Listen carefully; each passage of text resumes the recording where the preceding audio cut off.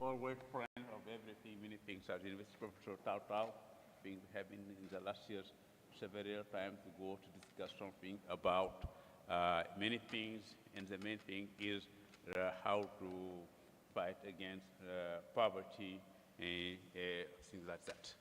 But on behalf of our rector, Roberto Meldronio, I would like to give some words about this ceremony and how we can get in and how things are going around the world and how we can, by using our young talent, all in Latin America, in China, how we can over this problem that concerning people in, I think that two major part of the world.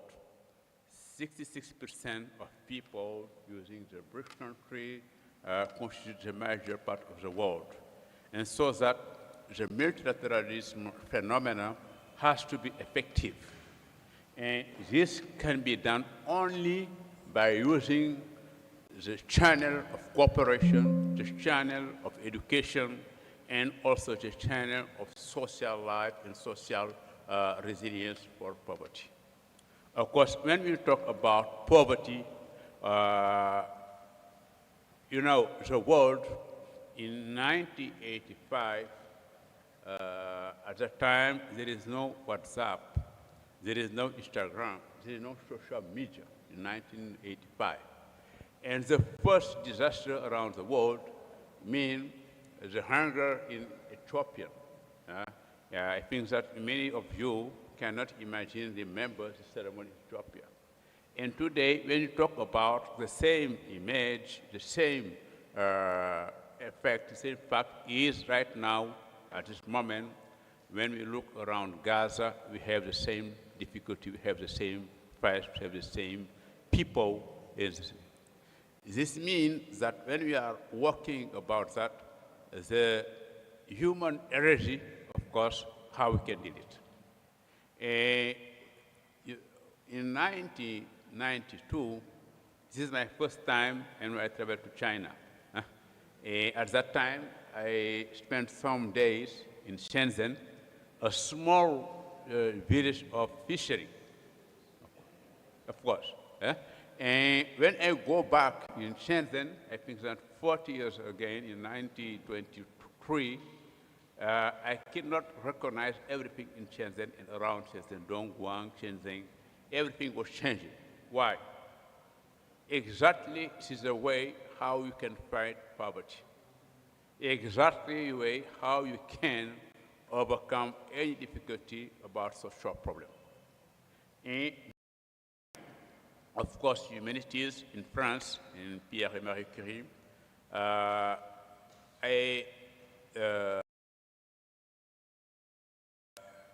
a lecture given by Roger Garaudy about the social humanity and about how we can fight about the minimal principle of life. This means that when you are traveling about Latin American in Peru, when you are traveling about Sicilia at that time, when you are traveling in India, when you are traveling in Africa, when you are traveling everywhere around the world, in Bangladesh, of course, in everything, so you face the same problem. The major part of the population is going to fight how they can give food for 2 or 1 time by day or 1 time, of course. This is the maximum expression of poverty. How we can alleviate this? I think that the China government and the China people, in last years, they show us the way how we can do it. How you can use technology for social development, for how you use poverty to improve social life, how you use education, of course. I think that when we are dealing that, anywhere around the world, you can use the Chinese example, of course, how the economic growth can impact social life. That's what I'm talking about. And for economic growth about social life, you need, of course, an education, performance education about that, and of course, innovation or area. When you go, or when you are traveling right now, in everywhere you see, you can see, you can face it.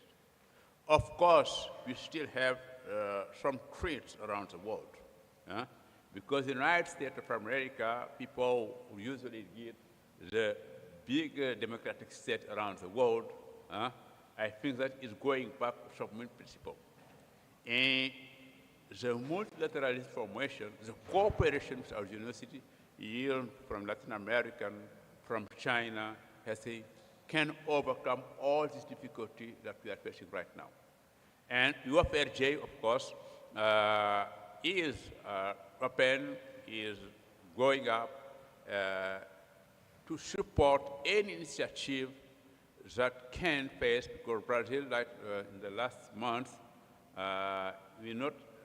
officially we do not have any hunger around Brazil. Because between 2006 and 2025, we faced very difficulty about things, overcome something, and right now, after 1 year, if you don't take care, they come again. This is the poverty. This is the hungry. This is anything you can get. Of course, we are working right now about environmental, that you need to make sustainability about many some things about that. And the poverty alleviation, which is my opinion, is the same way, is now the unique way to integrate people about something that human being cannot again, or better, cannot still continue to work without any attention about this fact. Once again, I would like to thank everything, every people. Here we have our Director of Innovation, Professor Daniela Unzel, is here. Of course, he's very afforded about all things about how we can innovation also. It's very important we are talking about fighting about poverty, of course. And Rio de Janeiro, of course, you know, is still very urgent to make some demandable about how to fight poverty. So I think that the young talent that growing up together here can give the solution what we else never always need for a true but sustainable evolution, a true but sustainable education, a true but sustainable innovation system, ecosystem that can overcome everything. And of course, I would like to finish my talk about something. This is not, people usually attribute the situation to Bob Marley, but original situation is from Confucius. And in every man's chest, they beat a heart. This beat a heart, we can use it to find about the injustice of poverty and about everything that cannot lead human being to a true but resilient goals that can, and so that things have to be go out.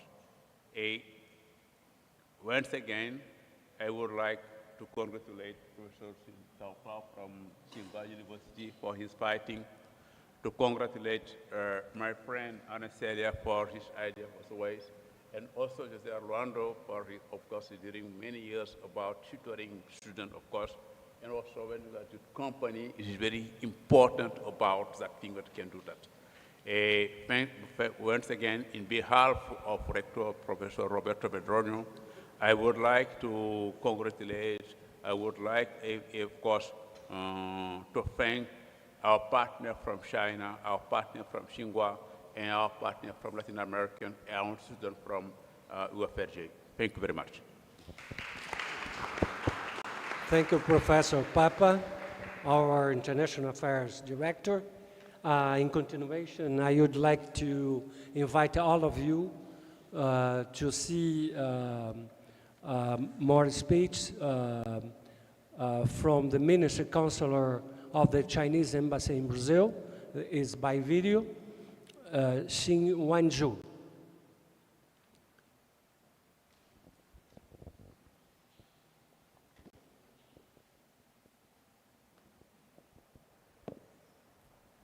尊敬的里约热内卢联邦大学校长罗伯托，各位老师们、同学们，大家好。首先，我代表驻金桥大使和中国驻巴西使馆，祝贺中拉青年应对全球挑战2025减贫营的成功召开。来自中国、巴西、智利、秘鲁4国的高校师生，为应对全球减贫挑战献智献策，充分展现了当代青年的责任意识和创新思维。在此，我仅向进入决赛的选手表示祝贺，对里约热内卢联邦大学的悉心筹备表示感谢，并向社会各界关心支持全球减贫事业的工作者和志愿者们致敬。当前百年变局加速演进，世界动荡风险加剧，霸权行径危害深重，单边主义、保护主义、经济霸凌乱象频出，世界经济复苏道阻且长。与此同时，全球南方不断壮大，高举和平发展、互利共赢旗帜，鲜明反对霸权主义、强权政治，用集体智慧和力量汇聚起让世界稳下来、好起来的强大合力。站在新的历史起点上，全球南方应当以更加团结开放的姿态，携手同行，共同应对全球性挑战，不断增强全球南方国家联合自强的信心和底气，为世界和平与发展注入正能量。中国同拉美和加勒比国家都是全球南方重要成员。今年5月，中拉论坛第4届部长级会议在北京成功举行，卢拉总统等拉美国家领导人和代表出席。会议通过了《北京宣言》和共同行动计划，双方达成的未来3年合作项目超过100项，中方还宣布了20项支持拉美发展的举措，为中拉共谋发展振兴注入新动能。面对新形势、新挑战，中方愿同拉方携手启动团结、发展、文明、和平、民心5大工程，为巩固全球南方团结合作、维护世界和平稳定做出更大贡献。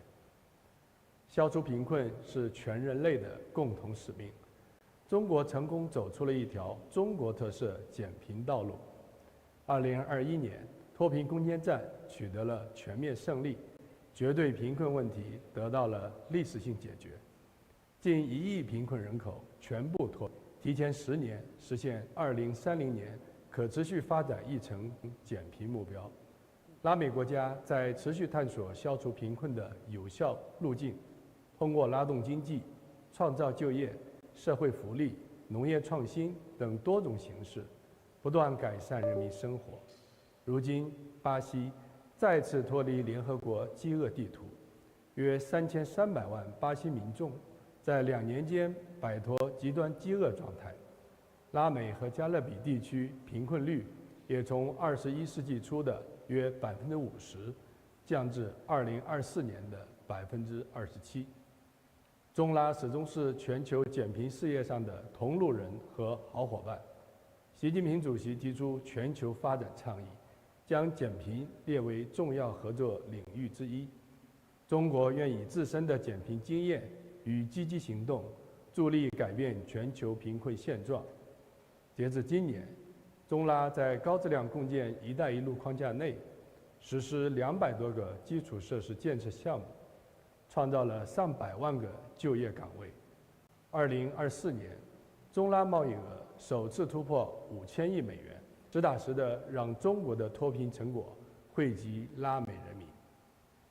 中国正携手与世界各国一道，为全球减贫事业和现代化进程贡献智慧与方案，努力共创一个没有贫困的美好世界。老师们、同学们，文化教育交流是推动中拉合作的重要催化剂。清华大学和巴西里约热内卢联邦大学于2024年11月共同签署了两校间的合作协议，为两国青年增进了解、交流交往创造了良好平台。大家成长于不同的文化环境，研究领域和方向也各不相同，但正是这样的多元与交融，为人类的进步发展提供着源源不断的推动力。今天的参赛选手大多是青年学生，中拉友好的未来将由你们创造。期待大家不负时代使命，积极投身国家发展振兴和全球减贫事业，做赓续中拉友谊的使者，共同谱写构建中拉命运共同体新篇章。最后，预祝减贫营比赛圆满成功，祝各位参赛选手取得佳绩，谢谢大家。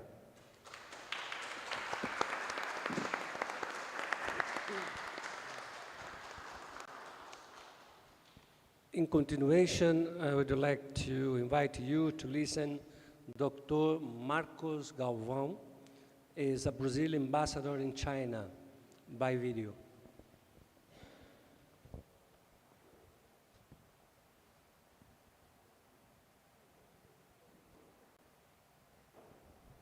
Bom dia, eu sou Marcos Galvão, embaixador do Brasil na China, e eu gravo este vídeo de Pequim para mandar uma saudação a vocês. Uma saudação calorosa a todos os estudantes reunidos no Rio de Janeiro nesta final brasileira do desafio China-América-Latina para a redução da pobreza em 2025.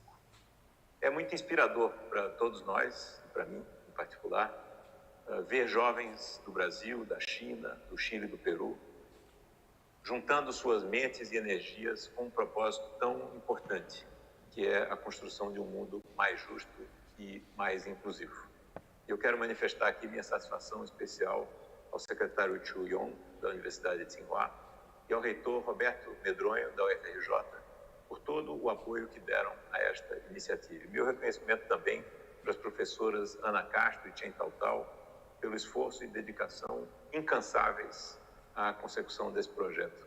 E, acima de tudo, o meu muito obrigado a vocês, estudantes, que são a verdadeira força motriz e a grande motivação que move todos nós que, de alguma maneira, nos envolvemos em tocar esse projeto para diante. Este ano, o evento alcançou uma dimensão impressionante. Foram 27 universidades e instituições empresariais nos 4 países. Mais de 310 professores e estudantes formaram 102 equipes que, ao final, resultaram em 12 finalistas excepcionais.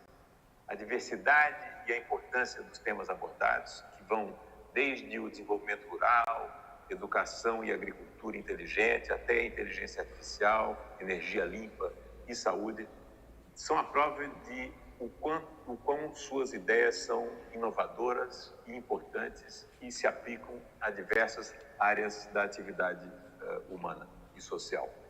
No Brasil, a luta contra a pobreza, como nós sabemos, tem registrado avanços históricos. Apenas em 2023, 8,7 milhões de pessoas saíram da pobreza e a pobreza extrema caiu para 4,4% da população. Há cerca de um mês, a ONU confirmou que o Brasil não está mais no mapa da fome, saiu uma vez mais do mapa da fome, e o que é o resultado, como nós sabemos, de políticas públicas como o Bolsa Família, o apoio à agricultura familiar e a ampliação da merenda escolar, entre outras. No cenário global, o Brasil lançou, durante a sua presidência do G20 no ano passado, 2024, a Aliança Global contra a Fome e a Pobreza, que hoje conta com mais de 150 membros, entre eles, naturalmente, o Brasil, a China, o Chile e o Peru. Nós sabemos, no entanto, e eu mencionei os 4,4% que se refere ao Brasil, que esse trabalho está longe de terminar. Muitos ainda enfrentam fome, infelizmente, tristemente, e também exclusão e desigualdade. Isso é inadmissível e isso precisa acabar no mundo inteiro. E esse é um grande objetivo de vida e de esforço coletivo para todos nós. Esse futuro mais inclusivo, sem pobreza e sem fome, depende de todos nós, mas depende sobretudo da geração de vocês, estudantes, e das gerações que virão a seguir, né? E que vão se tornar pesquisadores, empreendedores e lideranças sociais, políticas, econômicas, que vão fazer o mundo e mudar o mundo. Ao apresentarem suas soluções nessa competição, as soluções que vocês conceberam para esse desafio, vejam este momento não apenas como uma competição, mas como uma chance de testar e aprimorar ideias que um dia, esperemos que logo, poderão transformar vidas. Esperemos que muitas vidas. A colaboração entre diferentes culturas, diferentes países e diferentes áreas de conhecimento e atividade são todas enriquecedoras dessas soluções que nós esperamos venham a ser bem-sucedidas e vitoriosas. De Pequim, então, eu desejo a vocês todo o sucesso neste evento, neste encontro, e que o trabalho que estão fazendo seja apenas o começo de grandes contribuições que todas e todas vocês darão ao nosso futuro coletivo.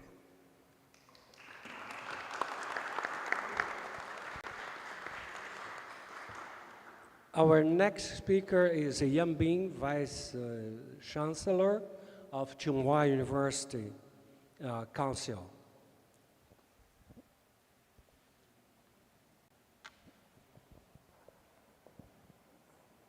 Your Excellencies, distinguished colleagues from the education sector, dear young friends, good day to you all. Today, we are gathered to launch the China-Latin America Youth Responding to Global Challenges 2025 Poverty Alleviation Challenge, a pioneering initiative jointly launched by Tsinghua University, the Federal University of Rio de Janeiro, and the Pontifical Catholic University of Chile. The first edition of this program was successfully held in 2024 and coincided with Chinese President Xi Jinping's state visit to Brazil, during which the program was recognized as one of the official outcomes of the bilateral visit. This year, the Beijing Declaration of the Fourth Ministerial Meetings of the China CELAC Forum also called for deeper cooperation and exchange in the field of poverty alleviation, giving us even greater confidence in the potential of this initiative to expand its impact across Latin America and around the world. At this moment, I would like to offer special recognition to the young participants from China and Latin America. Since the launch of this year's program, more than 310 outstanding students and young professionals from 27 universities and organizations in China, Brazil, Chile, Peru, and beyond have actively participated. Working in multinational teams, you brought forward your ideas and enthusiasm, forming 102 vibrant teams, 12 of which have advanced to the final round. You have tackled pressing global issues such as inclusive education, smart agriculture, public health care, and legal aid, and explored the use of frontier technologies like artificial intelligence to develop innovative approaches to poverty alleviation. Your work not only showcases your academic strengths and innovative thinking, but also reflects the ideas and sense of responsibility that define your generation. A meaningful initiative like this depends on strong partnerships and shared commitment. On behalf of Tsinghua University, I would like to express our sincere appreciation to the Chinese Embassy in Brazil, the Consulate General of China in Rio de Janeiro, the Chinese Embassy in Chile and Peru, as well as Embassy of Brazil and Chile in China for their generous support. I would like also to thank all our partner universities and friends from the business community who have contributed to this effort.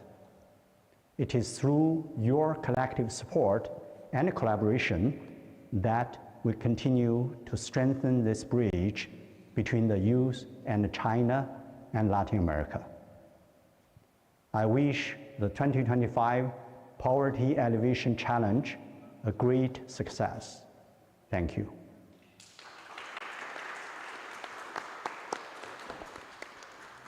And now I'd like to invite you for our last video. Is Dr. Lucas Donasolo, is Superintendent and Senior Account Manager of Envision Group, okay?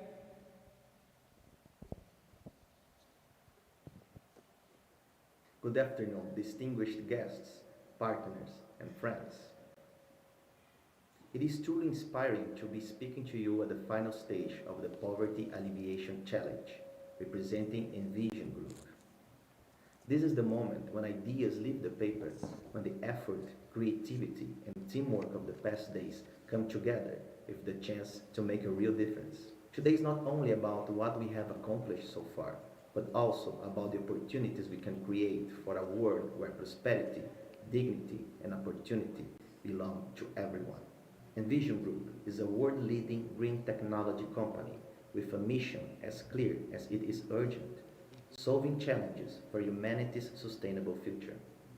Nowadays, Envision operates in all 5 continents with over 20 global R&D and innovation centers and more than 60 entities worldwide, working to make renewable energy more affordable and accessible for all. In Latin America, our projects, from wind farms in Chile, Argentina, and Mexico, to Brazil's first net zero industrial park, are delivering clean energy, creating jobs, and supporting long-term community growth. Beyond technology, our focus is people. We have brought microgrids to remote areas, improved energy access for schools and hospitals, training local workers, and supported communities to build a stronger and more resilient future. We believe that ending poverty and addressing climate change must go hand in hand, because a sustainable planet is only possible when prosperity is shared. The road ahead will not be easy. Confronting poverty requires courage to navigate complexity, vision to see beyond obstacles, and collaboration to unite people from diverse backgrounds. Remember that change has always been made by those who dare to imagine something better and worked hard to make it real. On behalf of Envision, I congratulate you on your passion, intelligence, and commitment through these days. May you leave here ready to turn what you have learned into action, bringing light, opportunity, and hope to communities everywhere. The future is waiting, and it needs people like you. Have a good day.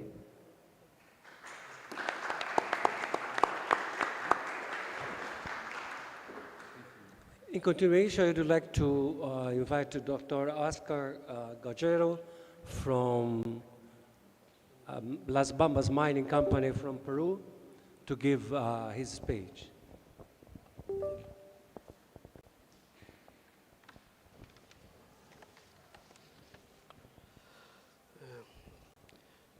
Good afternoon, distinguished guests, academic leaders, fellow sponsors, and above all, the brilliant students participating in this challenge. On behalf of Las Bambas, one of Peru's largest copper producers and a proud supporter of the 2025 Poverty Alleviation Challenge, it is an honor to be here in Brazil for this final and extraordinary stage of the competition. At Las Bambas, we understand that mining is not only about extracting resources from the earth. It is about creating lasting value for communities and contributing to sustainable development for all. For nearly 2 decades, we have been committed to transforming mineral wealth into opportunities for progress in Peru, particularly in the Apurimac region where we operate. Our participation in this challenge reflects a core belief. that innovative solutions to poverty must emerge from collaboration between industry, academia, and communities. We have witnessed firsthand how strategic alliances can transform lives. Through our social investment programs, we have supported thousands of people with initiatives in education, health, and economic development. What excites us most about this challenge is seeing young minds from prestigious universities in Latin America, Asia, and beyond, working together to design practical solutions for poverty alleviation. Your fresh perspectives, combined with academic rigor and field experience, represent the future of sustainable development. The projects we will see today, whether focused on agricultural innovation, digital inclusion, or community empowerment, demonstrate that poverty reduction requires multidimensional approaches. This aligns perfectly with our philosophy at Las Bambas, where we integrate social, environmental, and economic considerations into every aspect of our operations. To all the participating teams, your work here matters. The solutions you develop today will not only stand out in this competition, they have the potential to change lives. As we conclude this journey with today's presentations and exchanges, I encourage you all to think boldly, challenge assumptions, and remember that behind every statistic about poverty, there is a human story waiting to be transformed.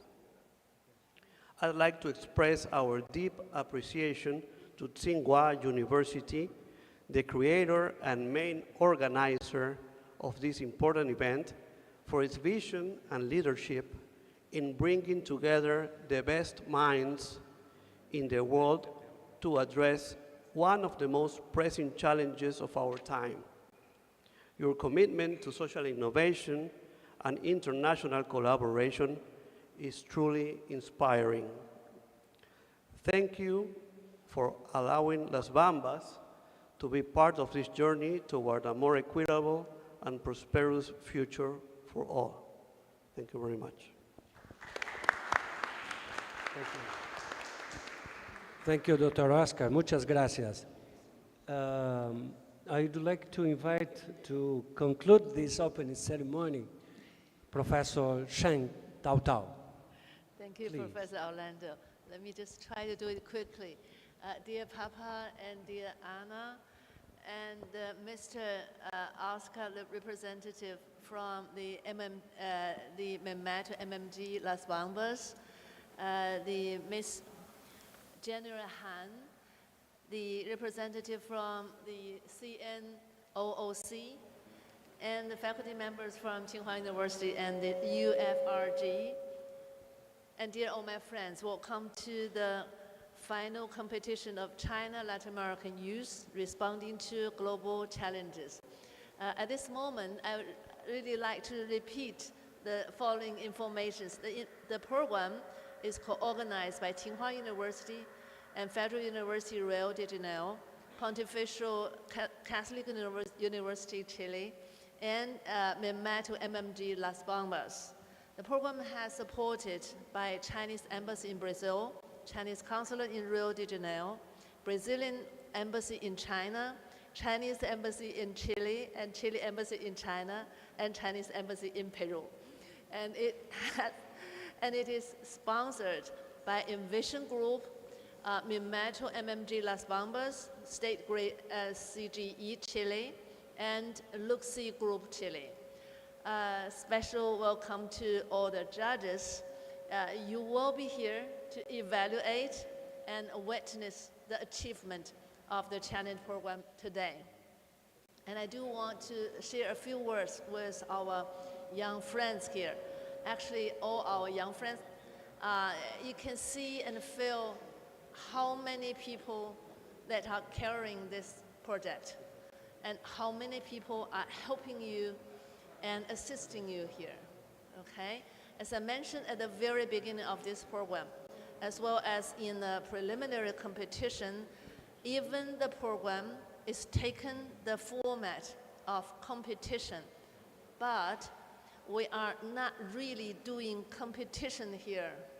We are hand in hand responding to a global challenge towards poverty alleviation, isn't it?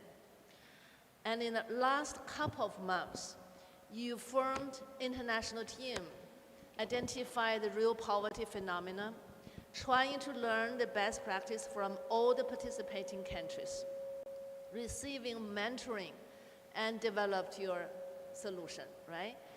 In the last 2 more days, you get a chance to really meet with your team members and your friends of this challenge program. And you visited a wonderful social program developed by CNOOC. And you listened to the seminar that different institutions as well as experts from different areas talking about poverty alleviation. And you interact with them, right? And you continue to develop your final solution. You have worked hard on this project. And now it is the moment, it is the minute that the stage is yours.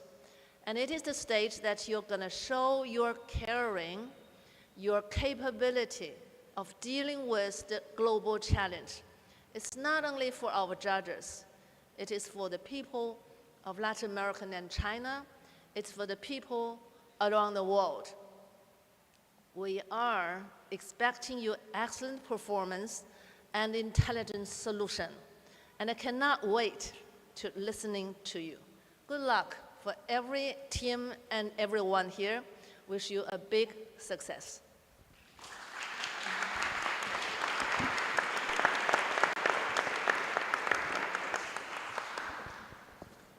Thank you, all the colleagues, to be here. I'd like to go through the starting. You know, the teams are already prepared. Yes. So, thank you, Oscar. I'd like to invite immediately the first team. The first team is Integrated Workshop. Take the stage.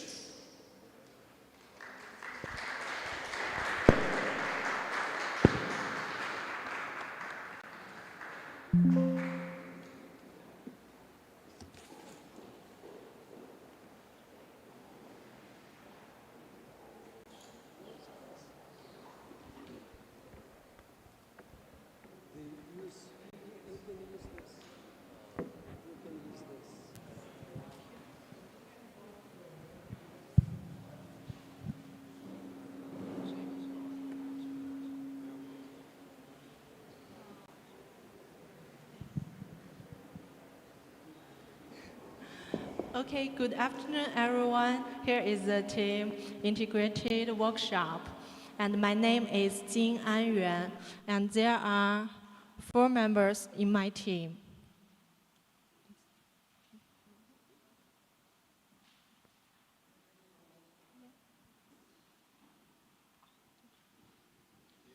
Sorry.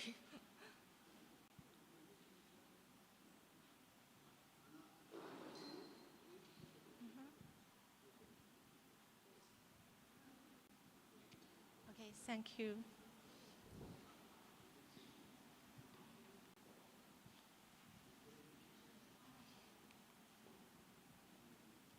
Yeah, okay. There are 4 members in my team, and yeah. And 2 of us are from China, and Camille from Brazil, and Maria from Chile. And this time we focus on how to use an AI-assisted handicraft employment platform for people with disabilities, land jobs truly fit them, to help people with disabilities to also as to address the topic of poverty alleviation in Latin America. And we will introduce our project in 5 parts, and first, the background. Coincidentally, there are more than 85 million people with disabilities, both in China and Latin America. And no matter where they are, it's common for them to live in poverty. And from this graph, we can see that lack of formal job opportunities is the main reason trapping them into poverty. And why? Why they can't work like others, like people without disabilities? Is that just because they have disability or they have physical impairments? No, I don't think so. It's not only because they have disability, but due to their disability, they may get crazy extra costs which caused by the inaccessible environment. They may lack of accurate education, and there may be large information asymmetries for them. And all these reasons led to a very terrible situation. Half of them are shut out from the formal job market. Sorry, it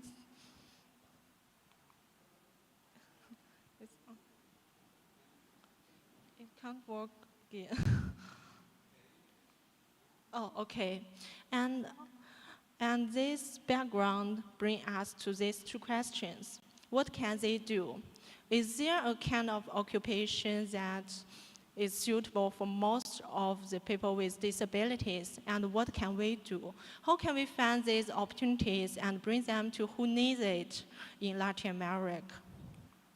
And these 2 questions led us to a successful model in China. It's called 美丽 Workshop or Beautiful Workshop. This project is launched by China Disabled Persons Federation from 2022. It's aiming at providing handicraft job opportunities to women with disabilities. And all these jobs can be done at home or nearby, while providing them with skill training from the Federation. This project is such a success, and we can see during the last 3 years, it has extended to possess 125 local hubs and created more than 10,000 home-based jobs for people with disabilities in China. But however, its success based on the government-led model, which is unique to China, and also make it difficult to be replicated in Latin America. So we found another case, Model Mama. This case was founded by the Alibaba, one of the largest e-commerce platforms in China. And this project help vulnerable groups by giving them online training and online opportunities to work. Yeah. And this case showing us that how an e-commerce platform to support such a distributed workforce model. And from all these 2 cases, we were really encouraged that handicraft production can be the work format, what we were finding, and online platform can support this distributed workforce model, and it can also help us to remove information barriers and also address educational gaps.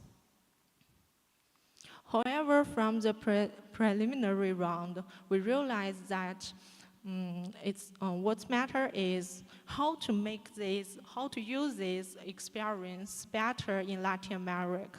So in the last months, we did some research in Chile and Brazil to find the similarities and the differences between China and the countries here. Take Brazil for an example.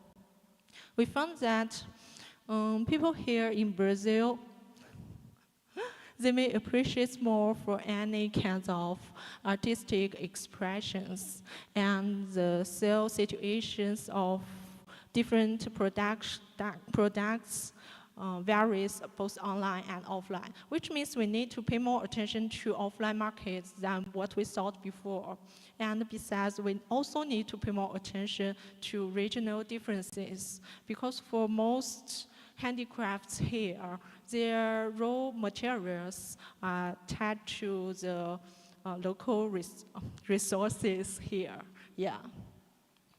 So based on all the lessons above, we propose our project, Integrated Workshop.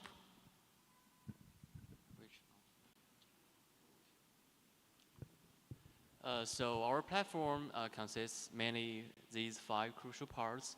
First, we need to make some standards, both for the products and for the artisans' proficiency. And next, we have to match the individuals to some particular products, and then enabling them to make the products. And finally, employment and market to build our company's IP, to make it more famous to the public. And all these 5 parts are assisted, augmented by AI technology, which have 5 dimensions, including intelligent position matching, AI-powered training, automated quality control, dynamic pricing, and accessible interface. Instead of addressing too much on the technology itself, we think the interaction between the people with disabilities and technology is what we should address more. So algorithm fairness, universal design, and strict data protection during this process should never be neglected. And the third part is about our implementation plan. We first dig into the market of handicraft industry here in Latin America. We can see a steady growth in these years, and it has provided livelihood for more than 8.5 million people. Also, handicrafts here are deeply rooted into the local communities, and it has some, cultural influences to all around the world. Some products are even so iconic that are inseparable from the nation's identity, I think. And also, the different products have different complexity. They have different production chain. So we propose this 3-tier product categorization. In the first tier is cultural heritage level handicraft products, which are the hardest to master but has the highest added value. Second is handicraft products that require skill accumulation. And the third tier is handicraft products that are quick to make and easy to learn. Such thing as this is a souvenir made by Camille's family, and she brought to us, and I think it's very nice. Okay, so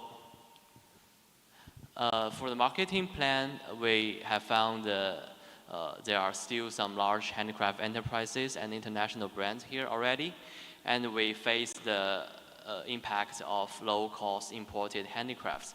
But we think we have our own advantages, such as inclusive employment narrative, authentic artisan stories, and our higher product standards.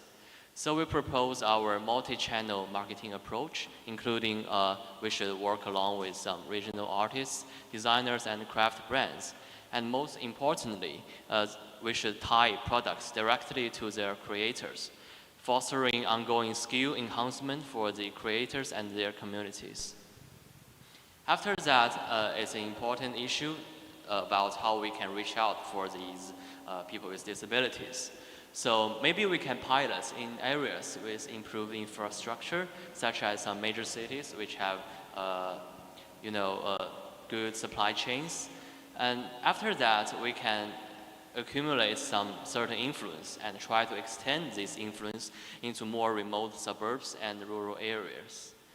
Vocational education mainly consists of 3 parts, the basic electronic equipment and network skills training, handicraft production and design training, and online sales and product promotion skills. For the production organization, I think in the initial stage, we may stick to the platform itself. But as time goes by, we can steadily provide better production facilities and equipment. So let me conclude my part. From the perspective of people with disability. So first, he or she will be registered, and next, they will be evaluated by the AI augmented platform, which depends on he or she's kind and level of disability and his location, his capacities. After that, he will be getting some vocational education. After the production and the selling process, the money owned will be finally distributed.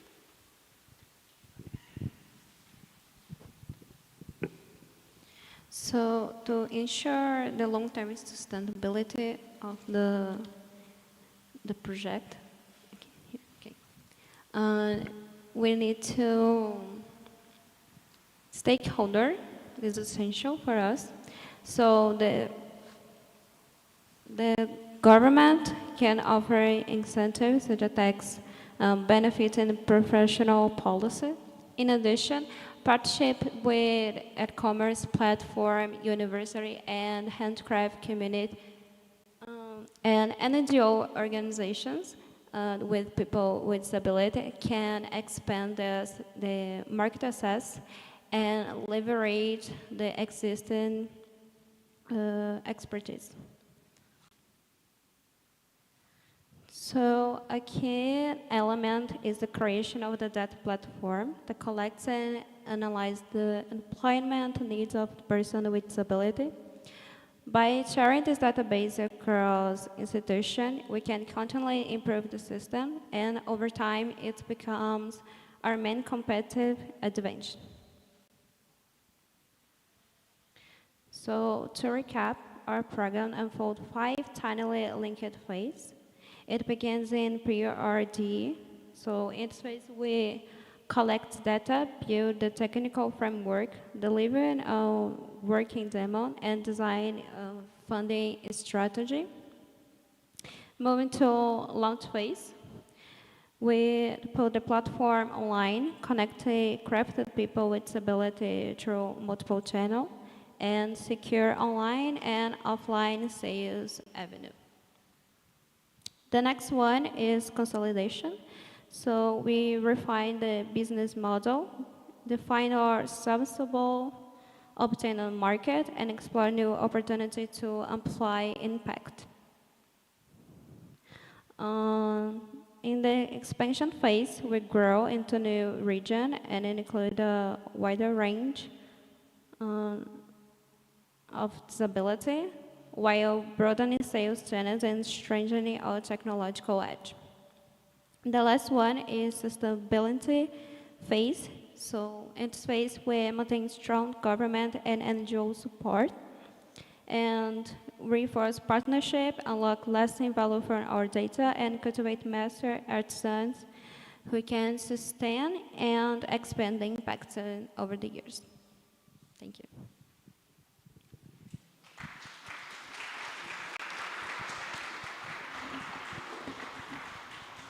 So we have 5 minutes for questions and answer from the judge. Hi. Hi. Thank you for your presentation. Thank you. So I was wondering how you're going to reach your target user and promote the use of your solution. So how are you going to reach these people with disability and let them know you have this new solution? I think we propose mainly 3 channels. First, there will be some online advertisement about our project. And secondly, the most importantly, we should reach out for some NGOs in this area that we have found in our research are really abundant here. And I think that would be the main channels. And thirdly, we can leverage the national census data to, through the government. These 3 channels. Thank you. Thank you. Hello, thank you. Hello. Well, I think disability is a very large conception because, for instance, I work with blind people, so blindness is disability as well. So you were just considering mobility when you consider disability. This is my first question. Is it only for mobility? Okay. And if it is only for mobility, your solution seems to be remote work. This seems to be something already, spread in our society. Is this your solution for the problem?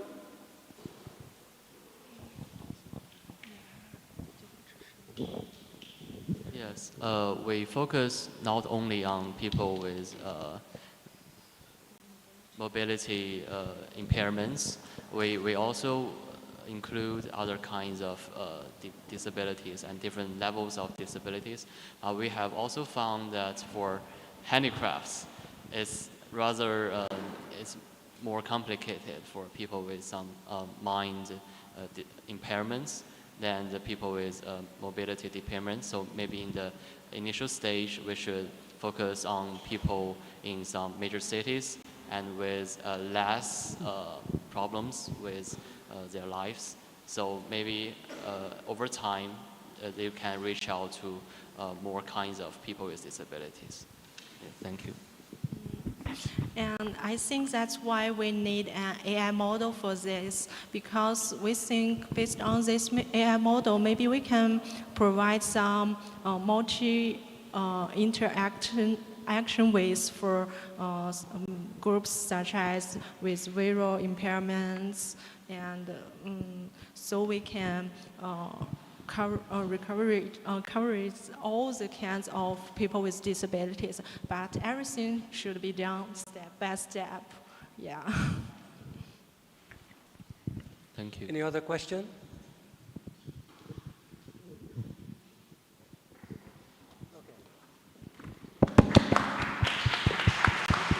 Thank you all.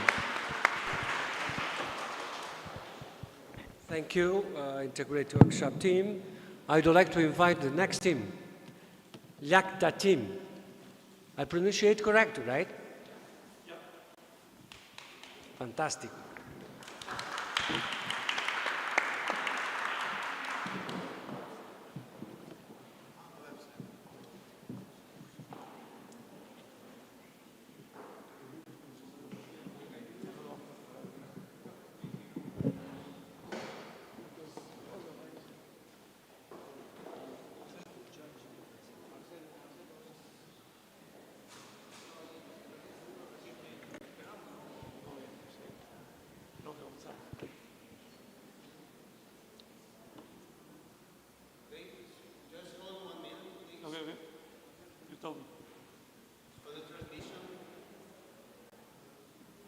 Try to pass or no?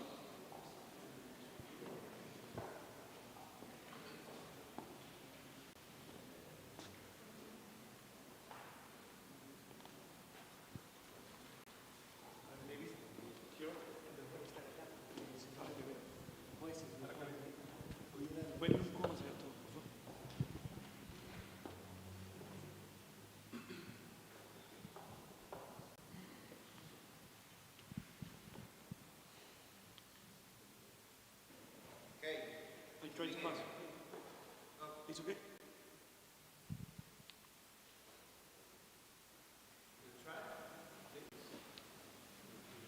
Nothing. Oh, okay. Okay, perfect. Okay. I can start? Yes? Okay. When we started this journey, we were shocked by these numbers. According to the CEPAL, 200 million people in Latin America live in poverty. And according to the regional government of Apurímac, Peru, 64% of the population in Cotabambas lives in poverty conditions.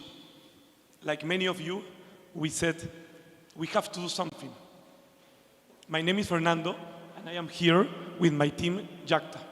That means community in Quechua, the native language of the Peruvian Andes. We are truly honored to share this stage with people who, like us, have the same mission to alleviate poverty in Latin America. But what's poverty and why is it important to alleviate them? Well, for example, in Apurímac, poverty is a problem that is multidimensional and structural. That means that pass generation to generation and have many challenges, different challenges, like education, health, access to service, to basic service, and opportunities. But for our project, we decided to focus in his main economic activity, agriculture. And we focus in solve these three problems. The first one is a lack of capability. The second one is power of association. And the number three is low connectivity between supply and demand. Next, we ask ourselves, how can we make truly a difference? This question wasn't easy to answer for us. In fact, our first idea didn't work out. After weeks of effort, we realized it just wasn't viable. So we take the tough decision to start over. But the commitment to make real change gives us the strength to keep going. So we change our strategy and start with this question: where we begin? The answer for us was Saxahuilca, a small rural community in Apurímac, Peru. It's located in the highlands at more than 3,000 meters above sea level, have a strong cultural identity, and is near the operation of Las Bambas mining company. Then we ask ourselves, when the poverty starts in this area and why persist? We took a look at history and learned about three critical events. Number one is agrarian reform in Peru. The number two is the terrorist period. And number three, the recent COVID-19 pandemic.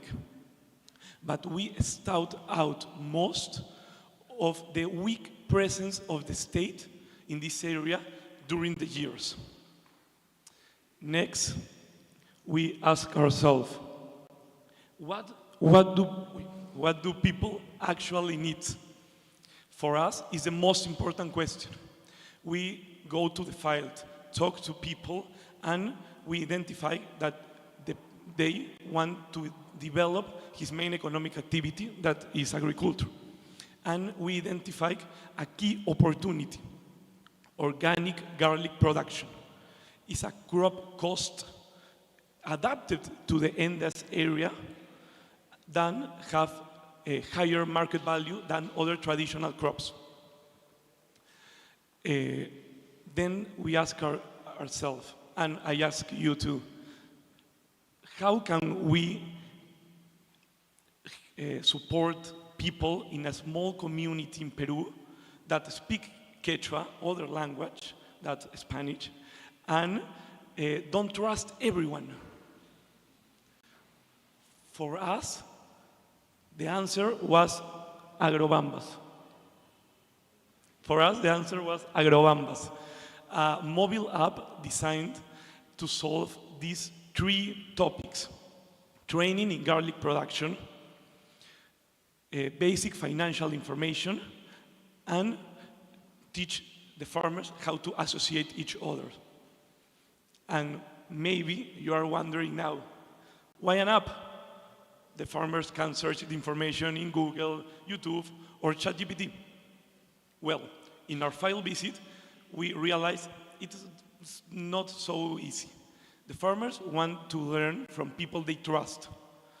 In Quechua and Spanish, with videos recorded in his own community and with a tool that is simple and visual.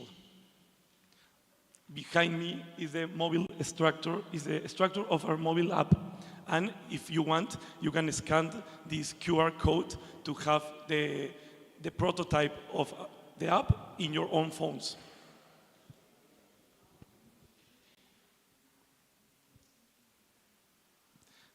Then I pass the word to my teammate Alexia. Thank you, Fernando.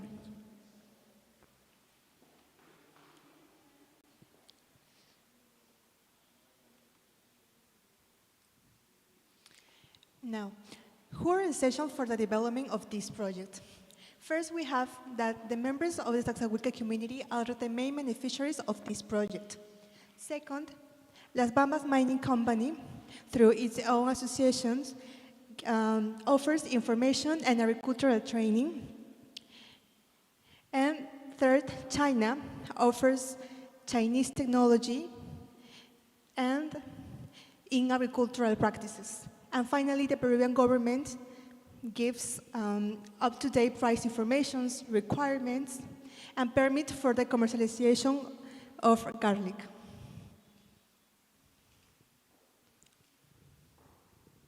Now, what results are expected? Our goal for garlic productions are three. The first one is to increase top-quality garlic from 40 to 50% by 2026.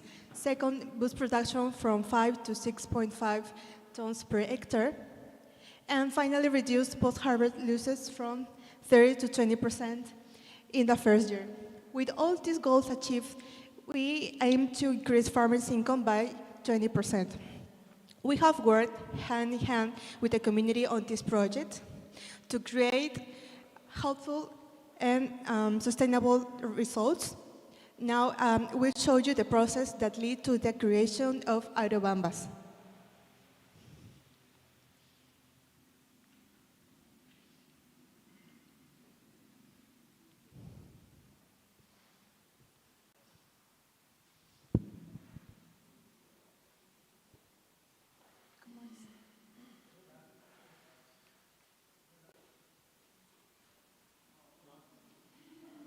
Mi nombre es Fernando Román. Mi nombre es Sebastián Bendezú. Mi nombre es Dajana Ramos. Y estamos participando en el Poverty Alleviation Challenge, un concurso organizado por la Universidad de Tsinghua en China que busca cerrar brechas de pobreza en Latinoamérica. Nuestro equipo está representando a Minera de las Bambas con el proyecto Agrobambas, que busca generar una aplicación que pueda capacitar en técnicas agrícolas, financieras y de asociación a las comunidades de la zona. Además, nuestro proyecto tiene como objetivo mejorar la producción, brindar un valor agregado al producto y poder conectar al agricultor con el comprador final, eliminando intermediarios.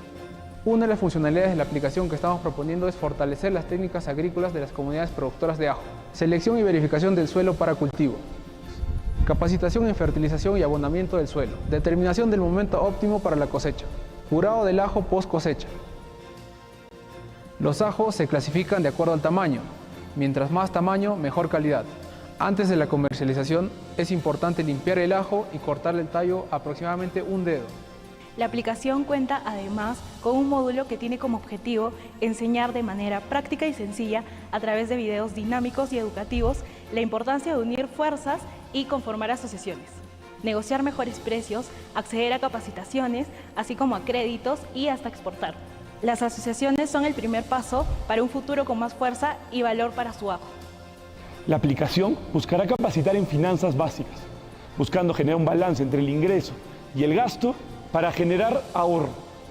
Posteriormente, se buscará generar inversión, tanto en semillas, abono, maquinaria, para tener un mejor producto y con ello que las comunidades sean autosostenibles. Con esta herramienta, cada agricultor va a poder aprender a su propio tiempo. Desde su celular, viendo historias reales y consejos prácticos. Sobre cómo crecer en comunidad y cuidar su economía. And to finish, for us, this project is more than just about garlic or technology. As a student and professional, we have access to many tools, opportunities, and information that all the people don't have. So we believe it's our responsibility to make real change with empathy and respect. And finally, we are not here to save anyone. We are here to work together, build together, and alleviate the poverty together. Thank you very much.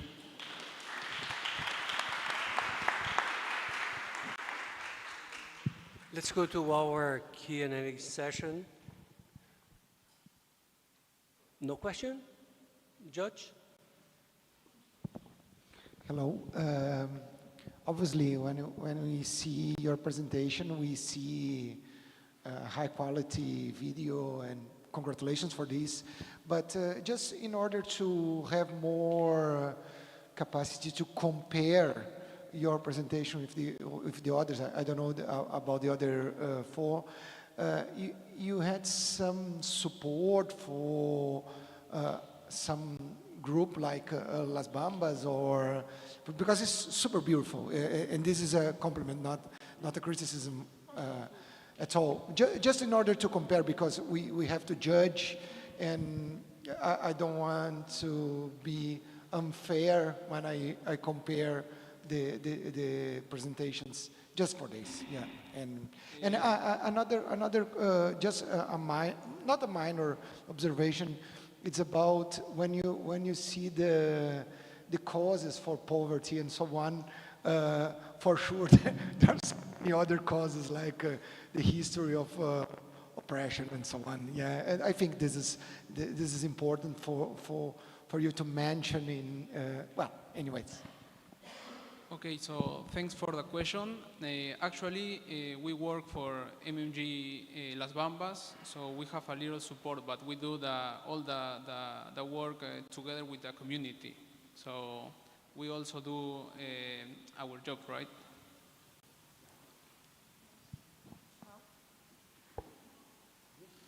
Well, thank you very much. I would like to ask you, first of all, just an observation about colonialism, because you talk about terrorism and COVID-19 and everything for reasons for poverty, but not colonialism. And this is a big point for you, I think so. So what do you have to say about it? And second question, the problem of language, because, I mean, this is a community of Quechua language, but we have lots of other languages, Pukina, Aymara, I know everything about that.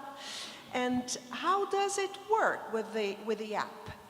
I mean, is there any barrier? Is there any, oh, sorry, so go ahead. Okay. Thank you very much. I will start answering the second question. Okay. That is that the app is in Quechua and Spanish. Because, this is yes. marvelous. You should say yes. that.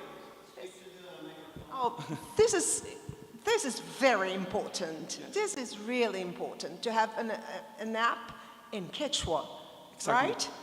Yes. This is the most important, and it didn't say that. Yes, we say that.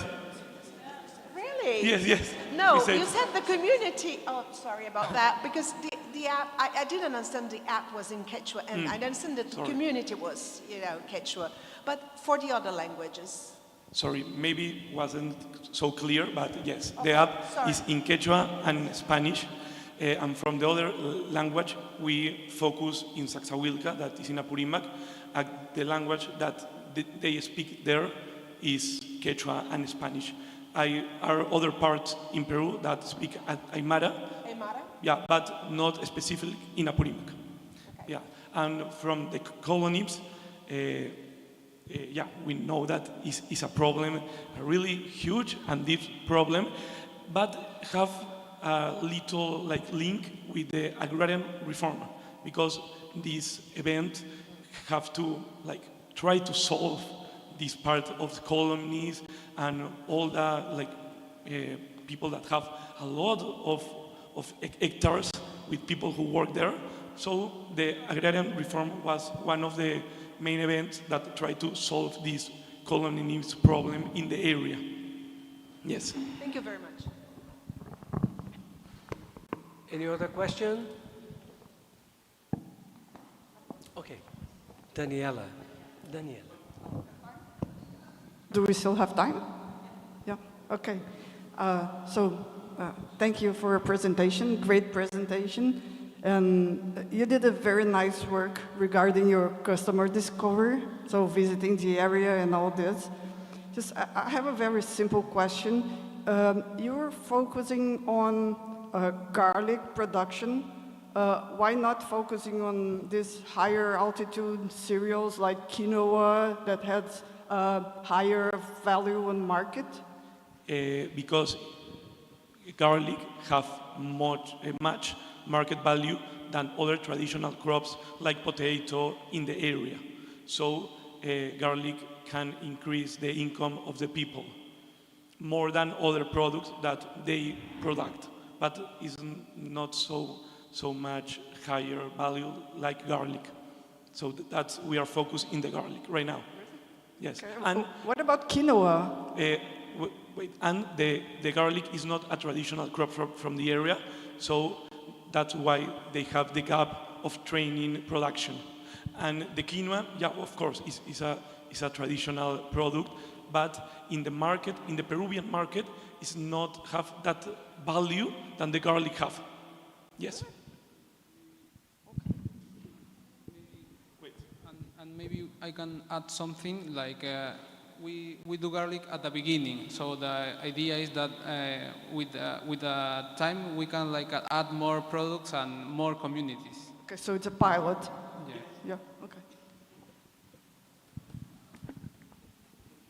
Any other question? Okay, because we have time, the 15 minutes. Okay, thank you very much, and thank you guys. So, and to conclude our first group presentation, I would like to call to the stage Minerva Chandere team, please.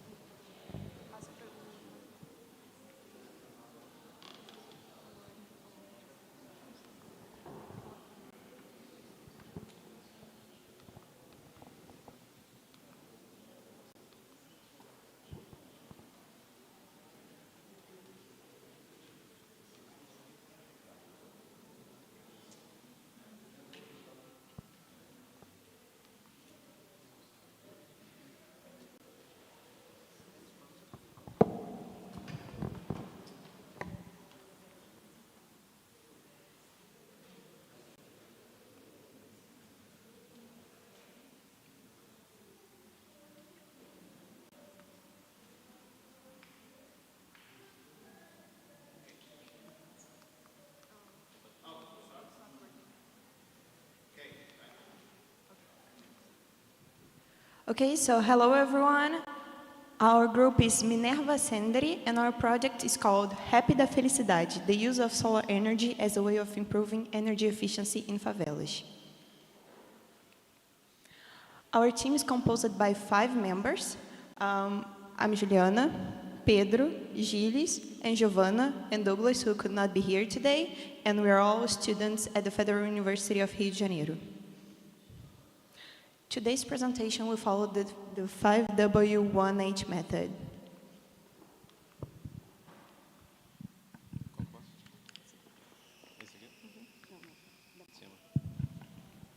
Well, poverty isn't just about income, it's much more than that. And that's why the United Nations created the Multidimensional Poverty Index, which looks at health, living standards, and also education. Inside the living standard, we have the electricity, obviously. And also here it's often overlooked, the electricity, but it people often that don't have electricity can't have education rights, can work, and also can't store food safely, for example. And in Brazil, this phenomenon is more severe in favelas here in Rio and in rural areas.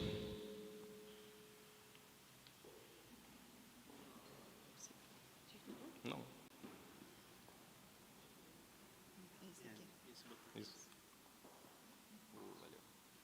And our project is in a favela in São João de Meriti, near Rio, and their families often spend more money on electricity than they can. And they have to put gatos, what we call gatos in it, which are illegal and not right connections, but they have to, they need the electricity. So also the lack of infrastructure creates a cycle where lack of infrastructure creates no investment, and no investment maintains the lack of infrastructure. And also we have a lack of up-to-date data regarding the consumption and also losses, in that it's a problem to create long-term solutions. And here we have to talk about how the favelas were formed. They were formed in the late 1800s, where soldiers returning from the Canudos War, they returned to Rio, which was the capital, and they had no money, and the government said that they were going to receive payments, and they didn't receive. So they settled informal places where the soldiers started to live. And also in the rapid industrialization in the 1900s, more people came from rural areas and started to live in the settlements. And also during military dictatorships, government still didn't have money to give to the people and write houses and etc. And also during the military dictatorships, they had to leave the houses and move to different locations. Also families were dismantled, and yeah, they still didn't have enough money. And it's not a problem that it's going to occur in the future, it's occurring now. Rocinha, for example, it's the biggest favela in Brazil. People are protesting because they still don't have reliable electricity, and also they can't have the right education, they can't work. And yeah, it's a problem all around Rio. If you look everywhere, we still don't have reliable electricity. And that's regular electricity is also a thing of citizenship. People also don't feel like they are embraced by the government in these kind of situations. And to understand the magnitude of this problem, we need to know that 22% of Rio de Janeiro population, which is about 1.4 million people, live in favelas. So for our pilot project, we chose a favela with about 350 low-income families. That's about 1,000 people. And their median family income is of 1,200 reais, which is between half and one minimum wage in Brazil. We also know that those families, they are in energy poverty, which is when they spend more than 10% of their monthly income on electricity bill. Even though the electricity bill is calculated based on the social tariff adopted by the government for the low-income families. We know that the household payment capacity revolves around 50 reais, which is about 4.2% of the monthly income that we considered. And we know that these families, they do not have a formal address, as these are illegal, informal occupations. So it leads the families to face barriers, taking advantage of public infrastructures, and also the benefits of the government. So these families end up resorting to the illegal connections called gatos, and due to the high non-technical losses, we often see the utility companies suspending the application of the social tariffs because they cannot accurately measure the consumption of those families. Now, regarding how we're planning on attacking this issue, we took inspiration on how PV cells are made. So we took a modular concept and decided to scale it up for a pilot project. Why did we do that? Because by using pre-selected equipment, we can reduce costs using modularization, and also we have adaptability to different demands, more effective implementation, and better integration between different actors. Also, for our pilot project, we decided to have a microgrid on-grid pilot project designed to meet each unit's demand and having a custom localized solution for resolving mainly reliability issues.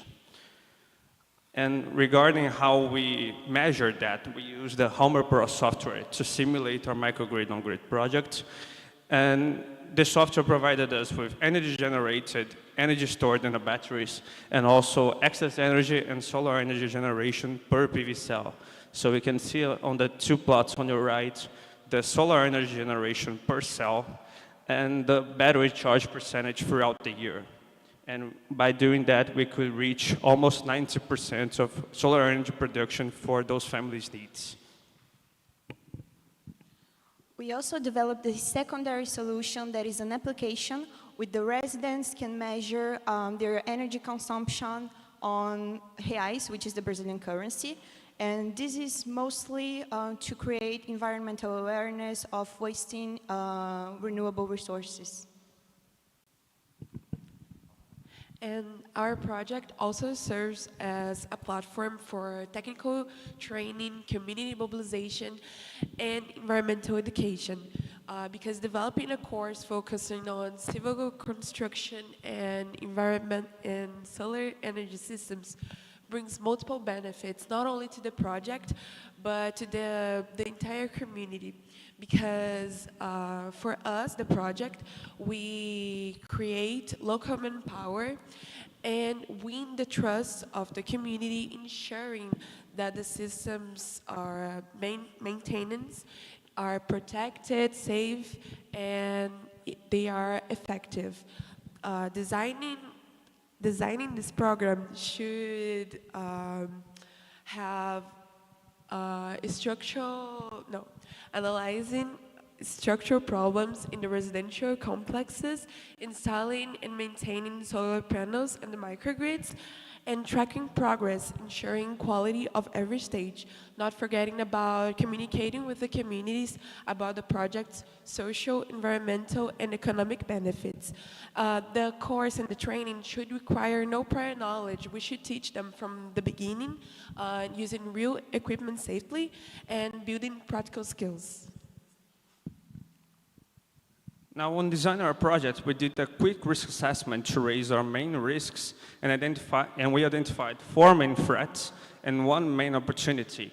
3 of those threats were brought here, and 2 of those can be mitigated by engaging with the local community that will receive this pilot project, which is cable theft and fractured vandalism. Also, regarding criminal groups, which are our main threat here, we decided that our mitigation strategy comes from strong community organization and avoiding direct confrontation with those groups.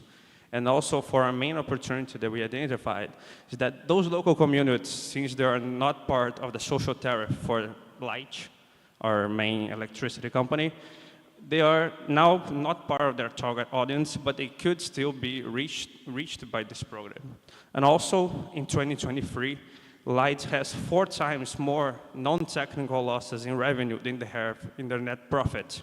So solving this issue would solve also Light's issue with revenue. So our overall cost for the 350 families in the pilot project was 2.4 million reais. It is also important to know that the cost of solar energy has been decreasing in Brazil. But still, even though Brazil is abundant in energy resources and raw materials, we still have a very low investment in research and development in the electronic sector, which end up leading to those higher costs. However, the Brazilian government is already aware of the necessity of investing in those sectors. Also, the high cost of these goods, especially the batteries, they ended up enabling the international market to become more competitive here in Brazil, even though we have a very substantial tax barrier. So we also understand that the local and international context, they are very favorable for the implementation of the sustainable solutions, and the long-term success of our project is linked to a complex network of stakeholders. We have 4 main stakeholders. So first we have community leadership, which will increase our engagement within the local community and also raise awareness regarding social, economical, and environmental benefits. We have BNDES, which is the Brazilian Development Bank, and it's basically the primary financial institution for investing in Brazilian infrastructure. And it also has a history of raising funds for green projects. We also have oil companies. Since we are in Rio de Janeiro, oil companies are very present in the state, and they have a rigorous social environmental agendas due to energy transition. And Shell, Total, and also Petrobras have already supported sustainability projects for marginalized communities. The last stakeholder we have are the international agencies and funds, because of the shared objective of enhancing the living conditions in the vulnerable communities, as well as the several international funds and agencies that have already expressed their willingness to be part of these projects' natures. Thank you very much.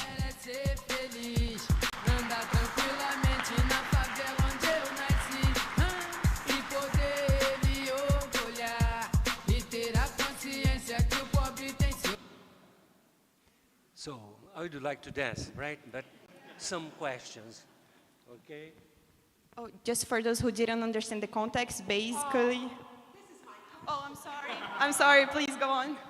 I would like you to explain to the audience what is the wrap of happiness. Yes.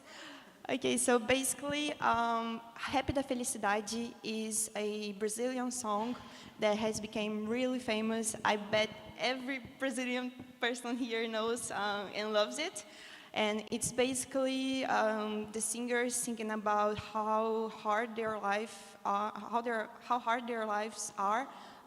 in favelas, and they are expressing their desire to live peacefully in the favelas where they were born. So the small part of the song that we just showed you guys, we put the translation here, which says, all I want is to be happy, to walk peacefully in the favela where I was born, and be proud, and be aware that the poor have their place.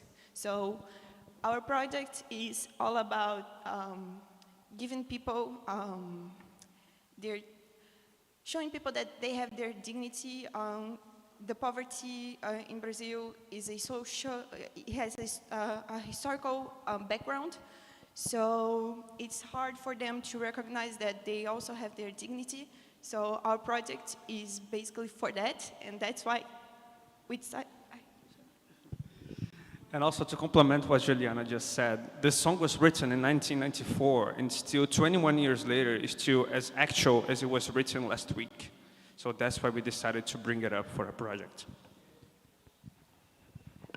Well, my question goes more or less in this direction, but you mentioned, and I think you are totally right about this, that you have to build this not trying to oppose or to confront the leaders of factions and like this. But my question is, associated with this is, how to build a project like this with the community, not just for the community. For sure it's for the community, but with the community as well. Because I can see lots of problems related to implementing this. Because I work with social projects in Porto Alegre. I'm coming to Rio. This is another thing we can even talk about this. And I know how difficult it is to try to do something in a poor community, avoiding to establish some dialogue, at least, with these organizations and so on. And how you are thinking, or how you already did this with the community leaders that not necessarily are associated with these factions. I don't know even how to call this. But anyways, if you can explore this a little bit more, I would be happy to listen more. Okay, so we couldn't put it here because we had a limited time, but we have already projects implemented in favelas that follow a similar nature. Our project, we are talking about the microgrid concept, which is power generation and storage to reduce, to significantly reduce the electricity bills. The projects we already have in Rio, in the favelas of Rio, even though there are also news talking about people losing all of their domestic appliances due to irregular energy. So it is a desire from the people. Recording in progress. It is a desire from people, from the residents of favelas.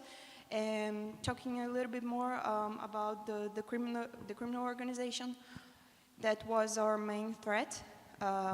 We had done lots and lots of researches, graduation projects, thesis, trying to find a solution.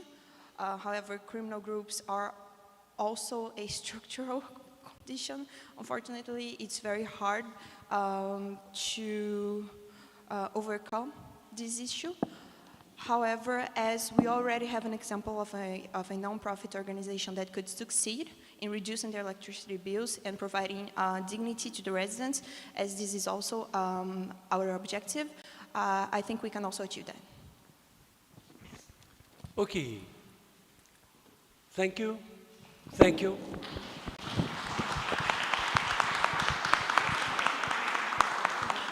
So, some time to refresh, coffee break, be happy, and we're back. 50 minutes break.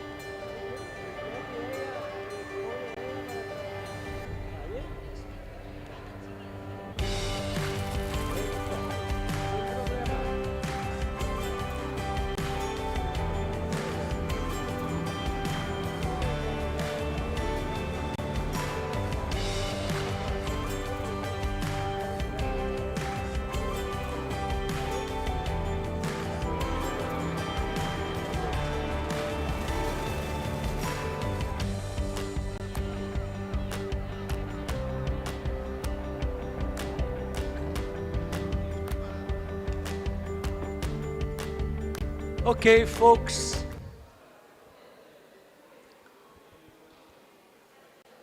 Ladies and gentlemen,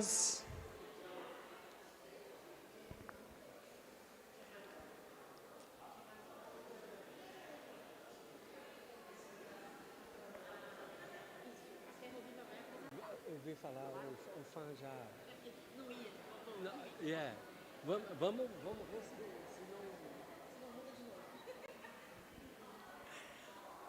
Okay, I would like to restart our session, the presentation session.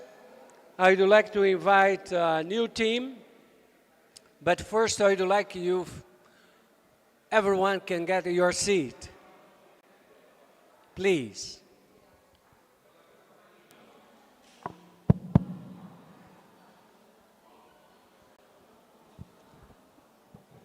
I also would like to invite the judges to get the seat.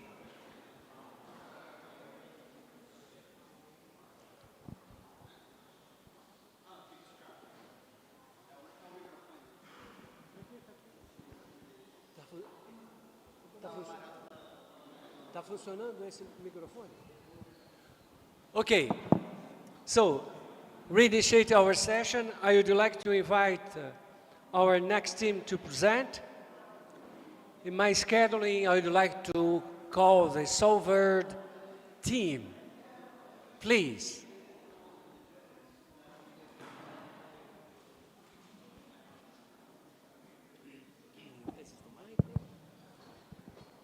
Okay, you can do it. You position it here for the judge to see your presentation, okay? We'll be here. Okay?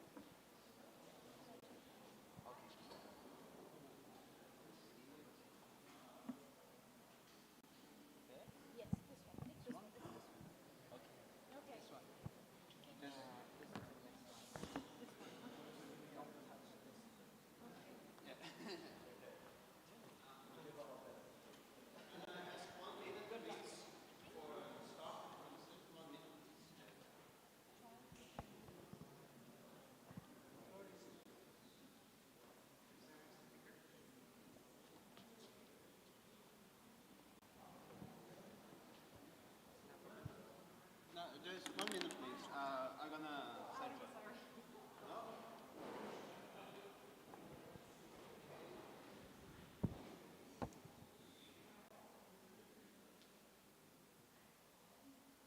Can you test it, please? Try again, please. Point over here.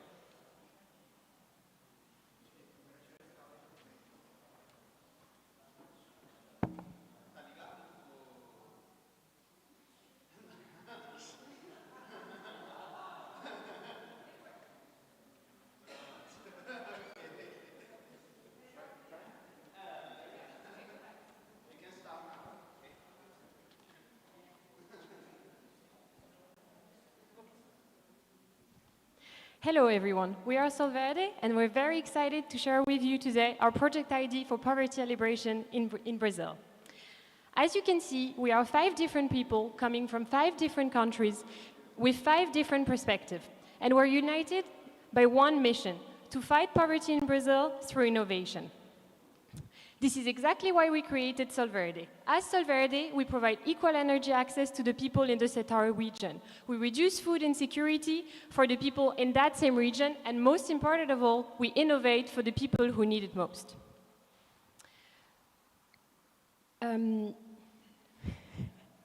So, what if I told you that with the same patch of land, you could grow crops, generate electricity, and lift family out of poverty all at once? It sounds ambitious, right? But actually, this is exactly what agrivoltaics and Sverde make possible.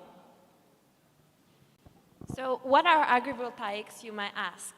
Agrivoltaics, shown very simply in the graph, are a system where land and agrivoltaics create energy and also crops at the same time.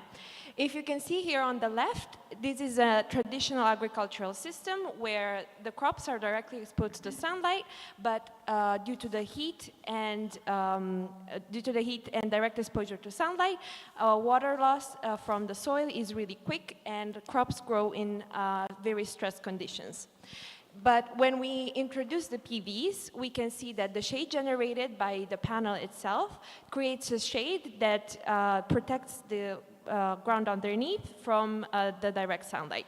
So when we look at the final product, we have a dual land use system that creates better conditions for the crop, and where the soil is able to maintain the moisture and create lower temperatures. With the lower temperatures, the PVs are also able to function better and don't get overheated at the same time. And finally, they also generate clean energy, which is major win point. We also found a successful project in Western China, in the Zhejiang province, where the Jiangshan agrivoltaic park generated both revenue for the community around the agrivoltaic park and also a great benefits for the environment of the park. And furthermore, we also individuated that China and Brazil have a long history of partnership between them, with one very significant project in the Northeast region, where a Chinese university is donating farming machine to small farmers to be able to continue their operations without financial stress while optimizing their own work. So we see a lot of potential of improvements and expansion in this area. So one very important factor that we needed to figure out was where to focus our efforts on. And after extensive research, we settled on the Sertão. Excuse our Portuguese, thank you. And the Sertão is located in the northeast of Brazil, and it is a place where high climate vulnerability meets long-standing rural poverty. But why the Sertão? Here are some key facts. The Sertão is the biggest semi-arid region in Latin America, both by population and area. It is a place with a very hot climate, prolonged droughts, increasing temperatures, as well as very deficient infrastructure. However, it also hosts one of the biggest percentages of the population of Brazil. 80% of the farms here are family-owned and reliant on subsistence agriculture, and 95% of the crops that grow here are rain-fed, meaning that the communities are reliant on weather patterns and water. So this area is not only a great testing ground for our initiative, but also our intervention will bring very rapid and tangible benefits to the people as soon as we start. But what's even better is its potential, because the Sertão is not just a desert, like some people might call it. It also has a great potential for productivity.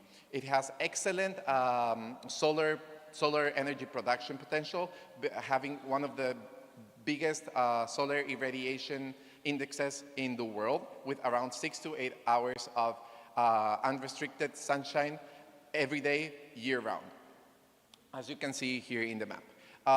But also, the Sertão the crops that grow in the Sertão are pretty diverse, mainly being corn, cassava, beans, and other fruits that have different growing conditions. What's even better, because our solution, the agrivoltaics, can adapt accordingly to each crop. Great. Now I would like to introduce you to our subscription-style agrivoltaics model. We would like, as Andres said before, to address 100 farms in the Sertão region. Each of them would obtain a 100 square meter big agrivoltaic system. And we would like to target the group of farmers which are the most susceptible to poverty, which are the ones which have the least amount of farming area, so namely 0 to 2 hectares of farmland. Our subscription model actually addresses the biggest challenge with solar energy. Basically, the biggest problem is access to clean energy is always hidden or limited by the upfront costs. And we propose a model where the farmers would pay no upfront costs, but $50 every month. And this is only for the maintenance and for the support. Then 200 kilowatt hours per month go to the farmers themselves. This is based on the average, what we found out from our research in the Sertão region for one household. And the additional 800 kilowatt hour will go to the government, and anything above that will go back to the farmers as an additional profit. Actually, I also wanted to introduce how this could actually look like. So we know that PVs are amazing because they are very adjustable and flexibly usable. They're open field solution, grounded solutions, and they can also be implemented in greenhouses. And this is great because farmers can actually adapt that depending on their crops they would like to farm. Another issue we all have when we talk about solar energy are actually the battery storage costs. This is a really crucial factor because this is the highest driver of cost there. So agrivoltaics are an amazing opportunity to pivot with alternative energy storage solutions, such as hydro storage. Hydro storage already exists for wastewater management, but what's even more interesting in that case is we need energy at night. The sun is only shining during the day, so we need to find a way to store this energy. And our plants need to be watered, so this is a great solution if we actually combine it with a water tank and an operation of a pump during the day from the sun radiation. And in the evening, we can actually use that when farmers need lighting and shower. Now I would like to talk you through the costs. For the PV panels, the battery, the inverter, and the installation costs, we estimate around about $10,000 US for initial investment. For 100 farms, this sums up to 1 million USD. This sounds actually quite a lot, but if we look at the budget from the Brazilian government for the agriculture every year, it's around about $90 billion. So we do believe there's still some potential to actually use this for a new project like ours. I would like to talk you as well through the graph on the right-hand side. From our rough estimations in the beginning, we estimate amortization after 8 to 9 years. And what's really important there is, if you can see on the x-axis there, our graph is only going to 20 years. This is on purpose because we do believe if we want to alleviate poverty on a long-lasting manner, we want to give these PVs to the farmers after 20 years, and this is part of our model. Lastly, I would like to introduce you to our time plan. It's a 3-year plan where we focus in the first year on the implementation, in the second year on monitoring and data acquisition, and in the last year we would really like to learn from our problems and scale it up. Next, let's move on and talk about who we need to get this project running. What does our partnership model look like? So on this slide, we have summarized our main stakeholders. There are 11 of them.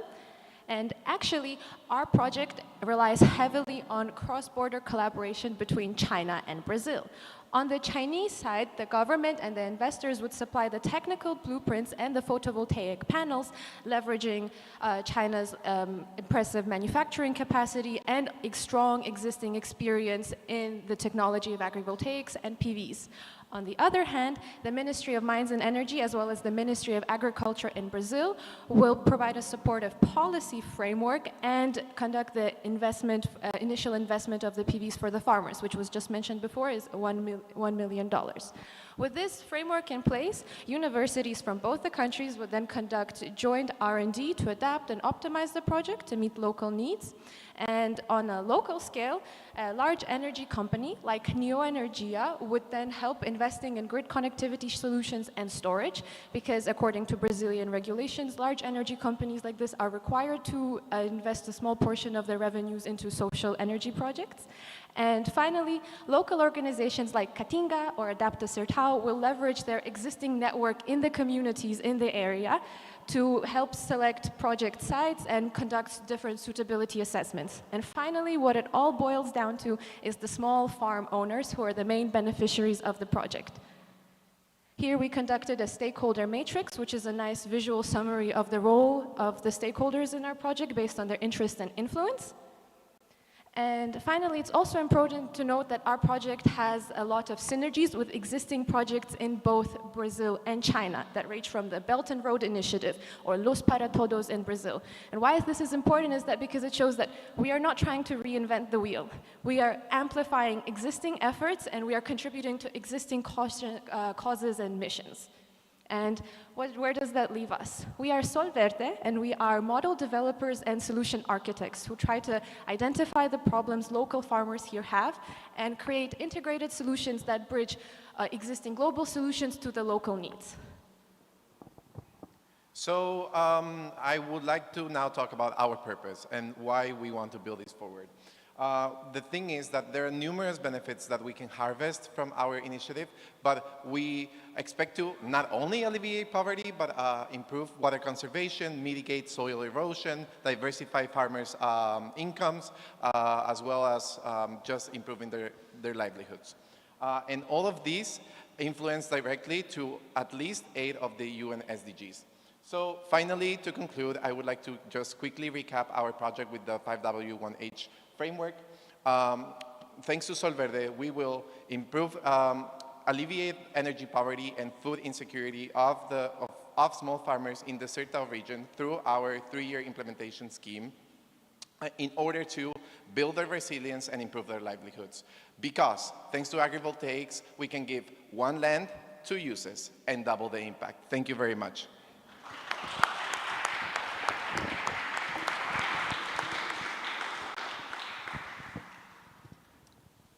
Questions?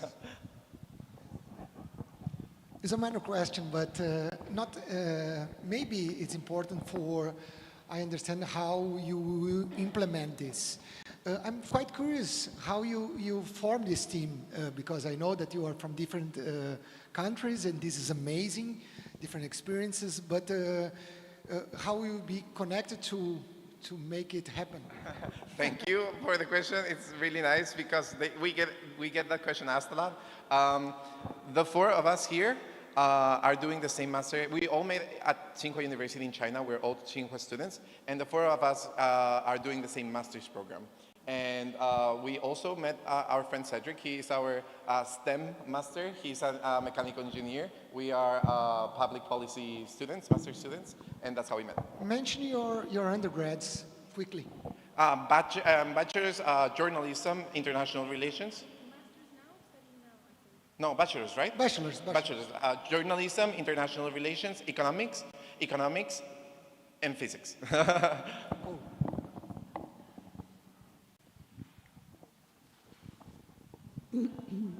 Well, thank you very much. I would like to ask you, because I think your project is very dependent of national policies, right? Chinese and Brazilian in this case.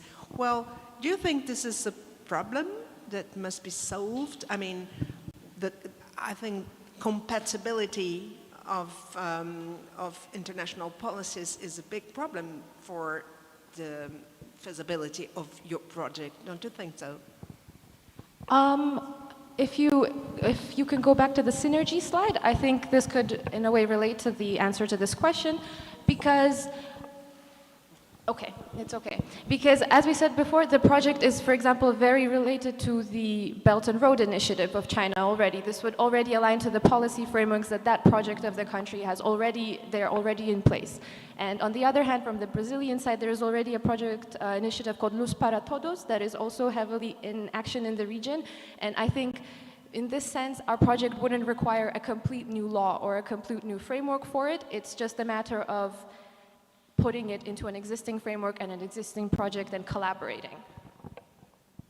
Maybe just a small side note to that. I actually would even say it's also very important that we look into local communities. So maybe this didn't come across enough, but we really need these farmers. So this is really important for our project. Just from my technical aspect of this whole thing, it's really important we chose the farmers because I don't know how, I assume it's everywhere around the world like that, but farmers in Germany are really, really handsy men, so they know how to maintain these PVs, they know how to clean them, and that's important. So we really need the local communities and the people. That's also important. Thank you. Thank you so much. Daniela? Okay, a quick question. Have you ever been to this region you were talking about? No. Unfortunately, very unfortunately, no. Okay. We would love to, though. Okay. For a coincidence, I'm just back from there. Ah. Yeah, Wow. from the south of Piauí. It's in the middle of nowhere. So, but it's a place where an archaeologist called Nied Guidon was. And it took her like 30 years to develop this part of Brazil. So it's something you must take into account. It's a cultural thing. See, it's not just disembarking there and telling people, oh, we brought you a great solution and this and that. You gotta figure out how to work with people there, see, because there were a strong cultural barrier, okay? We have some appendix. It's something you must really think about. Yeah, I completely agree. This is a very valid point. So, yeah, here. So actually, this is why we did some research and made sure that we found some existing organizations in the area that are working there, because we understand that with cultural barriers and other issues, we wouldn't be able to do this on our own. So this is why there are organizations that are already in place there, like Caatinga and Adapta Sertão, and actually reading them and about what their mission is and their projects and their work there, it's really inspiring, because actually the communities there are very strong and the farmers support each other, and these organizations will be a great tool for us in the sense that they would help bridge the gap between the people there and the technology there and really help us reach the audience. Yeah. Yeah, and just very quickly, so I am from Colombia, and I just wanted to mention that when we started the whole planning, I really got interested in the Sertão region, because in Colombia we got, I would say, very similar, realities. And personally, not being from Brazil, I have learned a lot through this project, and especially seeing my friends that are very unrelated to Latin America overall. They have learned so much, and I think we have really learned to appreciate this region as well. So we see just a lot of potential. Okay, great, thank you. Thank you so much. Okay, thank you. Could you, a good idea of your project, but could you give some example? Which kind of vegetable, the plant, which kind of plant you will produce? Like fruit or whatever?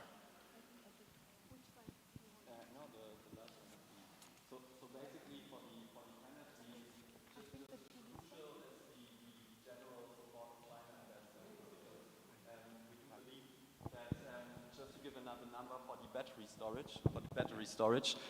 China can manufacture batteries right now for, I checked it yesterday, $94 a kilowatt hour. In my home in Germany, it's 130 kilowatt hours for $130 for a kilowatt hour. So therefore, we would use an existing solution from China, even for the panels, because we do believe this can drive the cost significantly lower. Yeah. So yeah. Hope this answers the question. I think yes. My question is the height of the solar panel will influence the fruit. This actually depends on the crop to be farmed. So, for example, do you want to say something? So actually, let's come here and see. Here, on the image here, we see an example of how the panels would look like above corn, which was one of the main crops in the region. And on the image there, we see how the panels would be much lower over beans. So over corn, the panel height would range from 3 to 6 meters, depending on the type of corn. And for the beans, they are much lower and range from 2 to 3 to 4 meters, depending. But it's all very adaptable, and it would look like this. Great. Thank you. Thank you. Thank you. Thank you so much. I would like to call Transporesa team to be in the stage.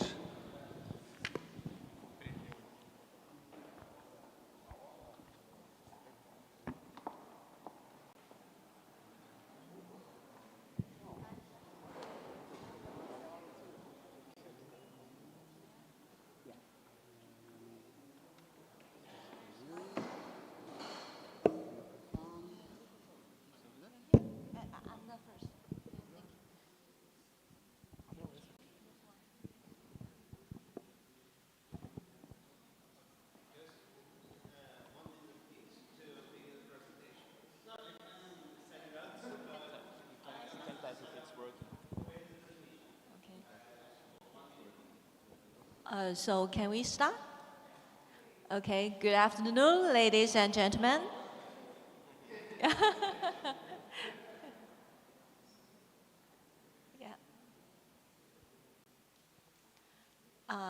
First of all, in addition, I like to apologize to all the judges. Of course, we are the only team to use PDF. Of course, the technical problems, our PPT just don't work in this computer. So a little videos and some programs made after the mentoring yesterday, made by Thomas, can't be shown out. Maybe we can just ask some questions and talk about the videos and the programs later in our gala. So I'm so sorry. Yeah, it's okay? Okay, good afternoon, ladies and gentlemen. It is our great privilege to attend this poverty alleviation challenge here in Brazil.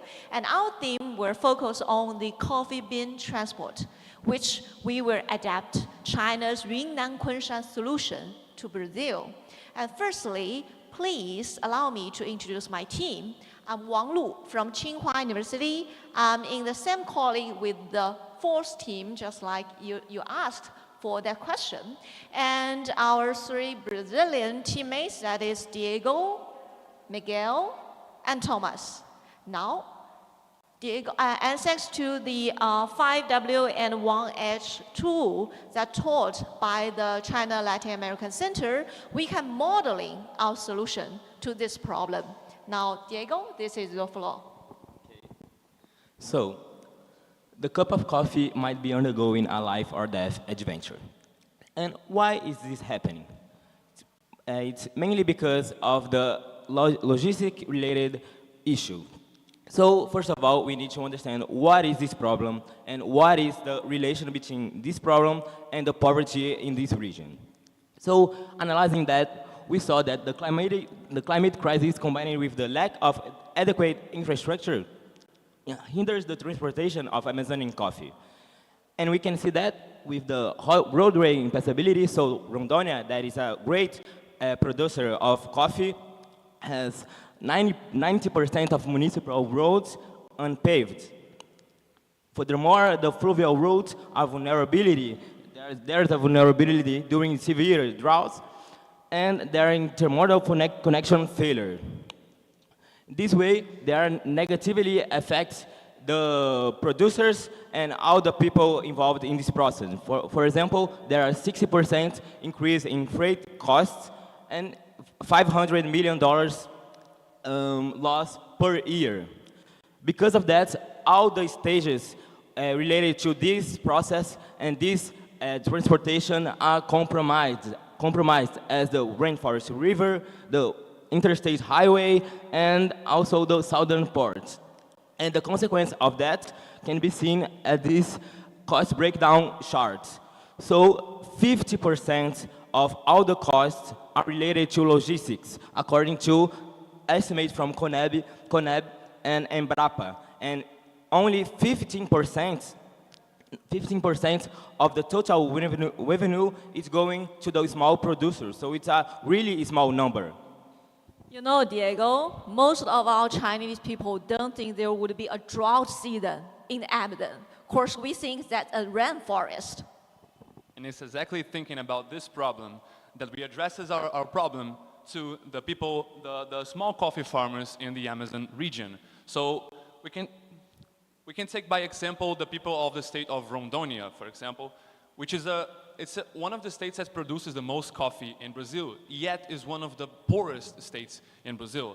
So when we think about the who, we're trying to impact these Amazon region coffee farmers and for small and medium cooperatives, but also by helping them grow out of poverty, we can also help, for example, local traders and exporters. We can help port operators, because I think you guys know that Brazil, one of the most exported products in Brazil is coffee. So we can minimize, for example, delays in ports. We can also help logistics providers and the government, because we can also allocate our investments better. Well, in the where section, it's obviously in the Amazon region.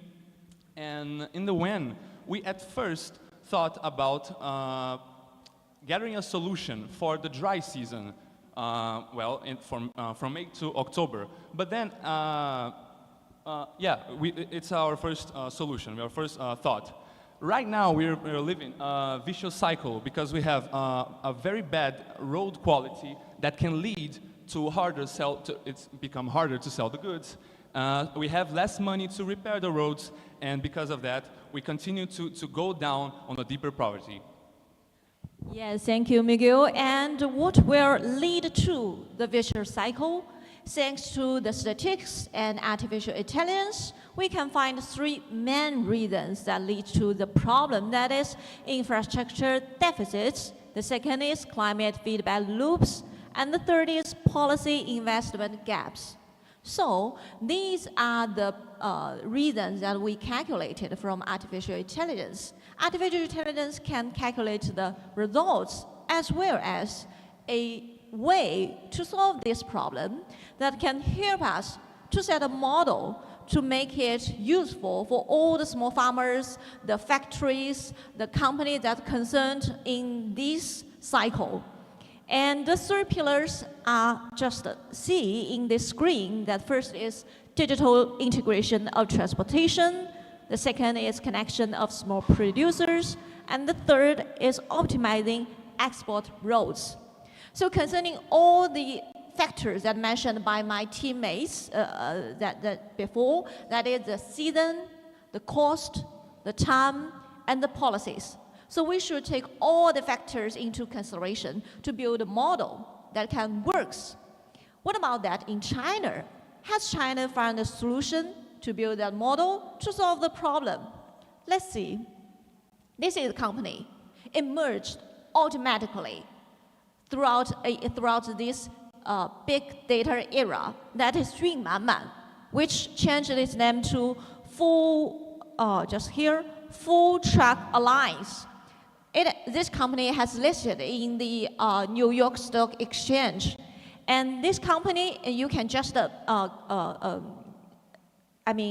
understand that as a Uber transport one person from one place to another, but Yunmanman transports the agricultural foods from the small farmers to factories and then to the consumers. And this is the app about the stations that were concerned. And how it works, I will show you what happened in China. This is Yunnan province, remote areas in China. And here is its location in South China. And how to solve the problem of that it used to take more than 7 days to transport their coffee beans, as Yunnan is the biggest coffee bean planter in China. To the whole world, it takes averagely 7 days. And now, with the digital transportation and the smart logistics, it decreased the time to 72 hours. That is quite cost and efficiency. And throughout this solution, the Yunnan province find a remote partner, which is Kunshan, just the small city here.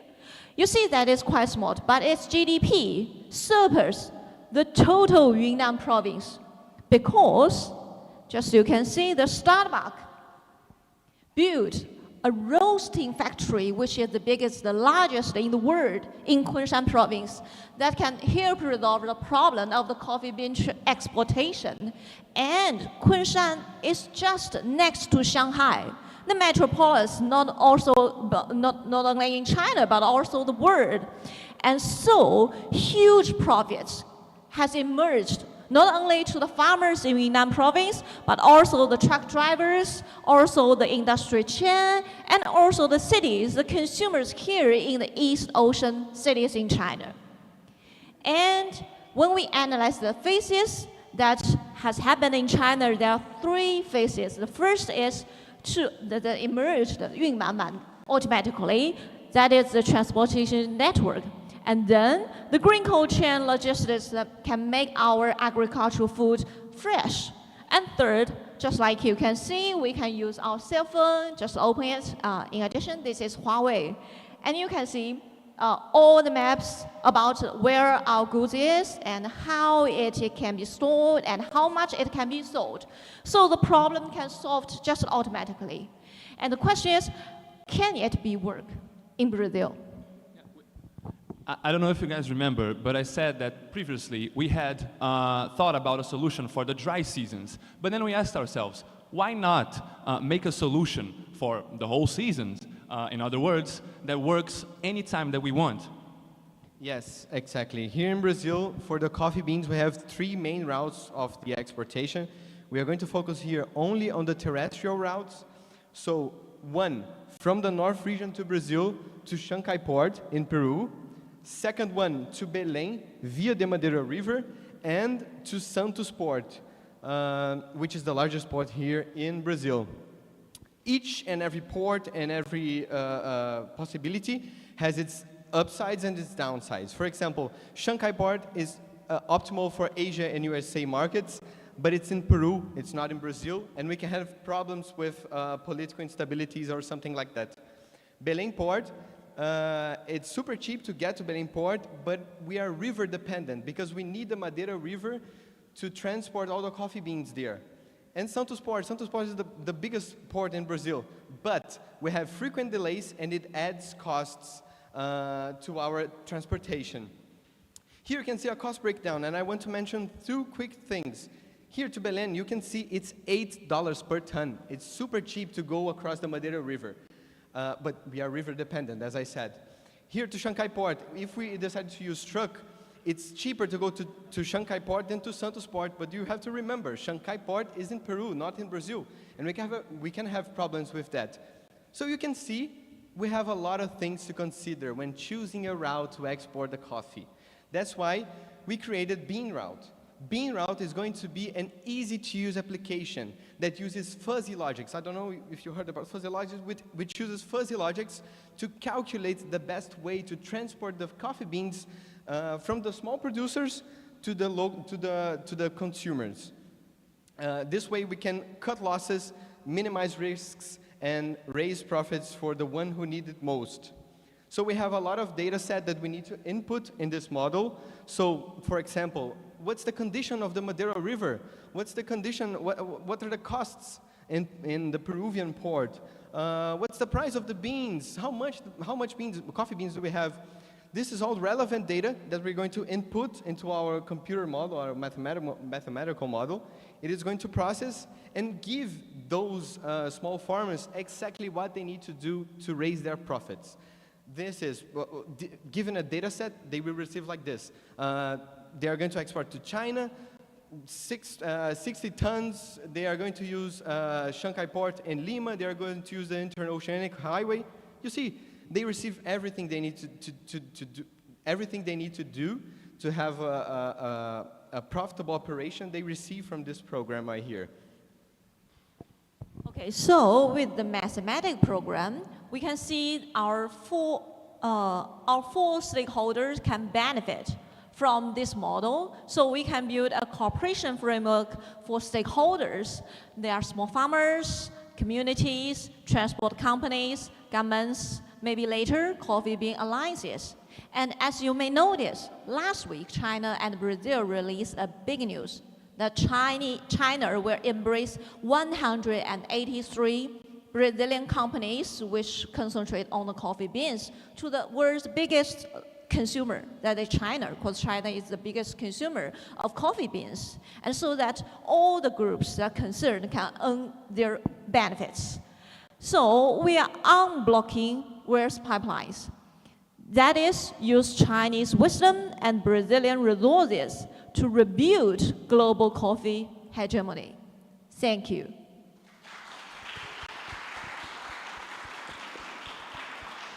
Questions?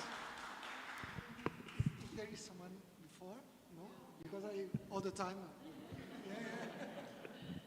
Thank you very much for your excellent presentation. As a coffee lover, I like very much your ideas.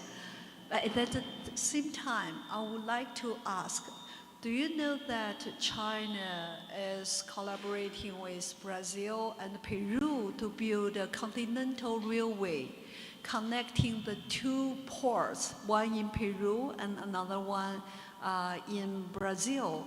And the other side is connected to the ports in Shanghai. And what do you think that will influence or probably support your ideas? Yes, it's a great question. And I think I put here in the cost chart. Oh, I did. Here. Sorry, it's the microphone. But if we use the train, it's going to be built a railway from the center region of Brazil to the Shanghai port. And it's going to pass exactly in Rondônia, in Porto Velho, which is our main focus. So it's going to reduce in 40% the cost compared to trucks. So yeah, this railway is going to be crucial, 100% crucial to our project. And thanks to the Chinese government alliance between Chinese and Brazilian government. Probably you guys can continue to think when this railway will be built up, how it might change the whole landscape of the South American continent. That will be, a very important opportunity, not only for transportation. Yes. Yeah, so probably you may even think more based on transportation. Yes, our main focus before yesterday, literally, was Shanghai port, because Shanghai port is a huge opportunity for Brazilian markets. But we need to focus on everywhere in the world, you know? We are not going to sell only to China. Yes, China is the fastest growing market for coffee beans. And China it's a great potential to the small farmers. But we need to focus our attention on all of the world, you know? And we need to remember that Shanghai port is in another country. So we don't know the day of tomorrow, as we say in Brazil. And probably in 5 years, we have some political disputes. And, you know, if the tariffs are high, we need to be prepared to ship our coffee all around the world. In addition, first of all, I like to thank Professor Orlando. Of course, he mentioned in the video mentoring to us that you should take much more importance to Shanghai port, which might be here in Peru. Yes, just mentioned by Professor Liu. And why that is quite important. You have just mentioned all the factors here. And why we choose a lot of ports to our consideration, that is, if we need to solve the problem here in Brazil, China is not only the one consumer market for Brazil. Brazil should to sell the coffee beans to the whole world, and the Shanghai port can be quite convenient to transport directly through the Belt and Road to China, to Shanghai. That is why it's called Shanghai port, just like Shanghai in Chinese. And in centers, it can be directly transported to Africa and Europe. And then from Belém, maybe directly to the United States. So our model is to transport the coffee beans to the whole world, to have a great strength to solve the poverty problems. Yeah. Just a quick addition, very quick. It's because I think that's the purpose of the model.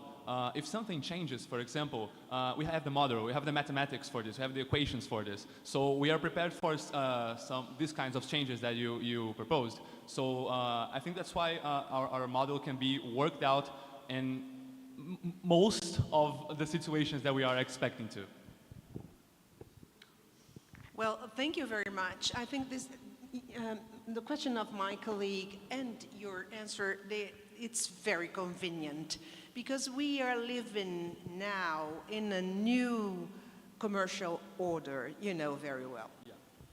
I know. So, you know, so the model that you propose and the access, I mean, from Peru to China directly and Africa, it's really, really, really very convenient in our new commercial order. Exactly. You know what I mean? So this is perfect. We should think in a new way now. And this can collaborate to think in this new way. Yeah. Okay? This is big. We thank you. Sorry? Especially with the growth of BRICS Alliance. I'm talking exactly about that, all right? Yeah. And we saw recently, just after the tariffs announced and everything, China is becoming one of the most biggest coffee exporters from Brazil. Yes, exporting I know. the most coffee from Brazil. Yes. But you know, as Thomas said, we will never know the day of tomorrow. So the purpose of the model is to be prepared for any kinds of situations. Yeah, And we need dynamics. Exactly. We need new dynamics. And this is a very good idea in this. Thank you very much. All right? Thank you. Well, my question is not about geopolitics, even if it's central in your project. I really like the fuzzy model, fuzzy logics, and the creativity of the model seems very interesting. But my question is about the feasibility. How to, maybe I couldn't get, but how you think of feed the model because obviously for this model to work, you need lots of information. And the second point is how you think of feeding the producers about the ideas that the model will give to them. Yeah. Yeah, so can I use it? Well, yes, of course. No, it's not working. No. So yes, we have a lot of data that we have to input on the model, and probably the small producers or the family producers will not have the knowledge to input all the data to the model. What we proposed is there is already an association for coffee farmers in Rondônia. My thought is we put the responsibility of the data to the Association of Coffee Farmers, and the results are going via WhatsApp or via, the cell phone. We can make an interface on the cell phone, so the small producer just put the quantity that they want to export, what's the revenue that they might think they want, and they will receive the answer from the program. But they don't have to deal with the input data, because, yeah. But I think in your model has other kinds of data, like the price of how they charge in the port, or if the roads are good or bad, or I don't know, so many. And there is a kind of connection with the governments or the media, I don't know. Are you thinking of this as well?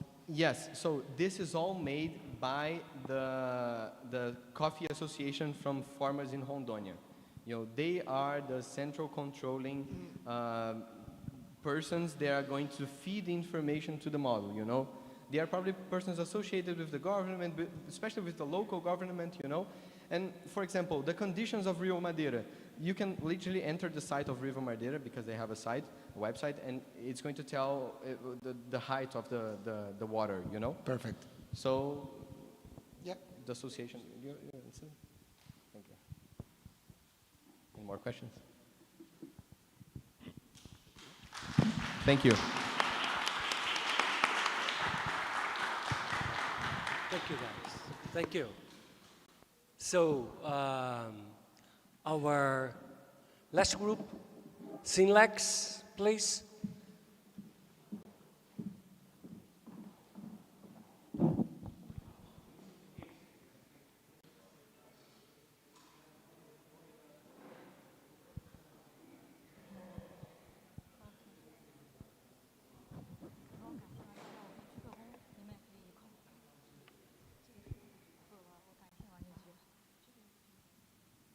Shall I start? Okay. Distinguished professors, colleagues. Okay.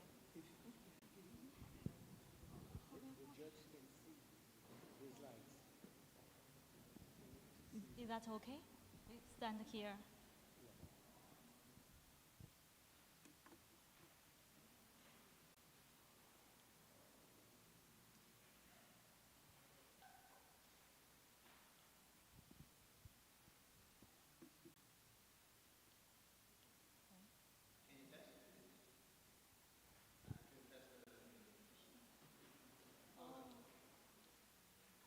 This way? Next slide over here. Over here? Yeah. So this way? Yeah. Okay.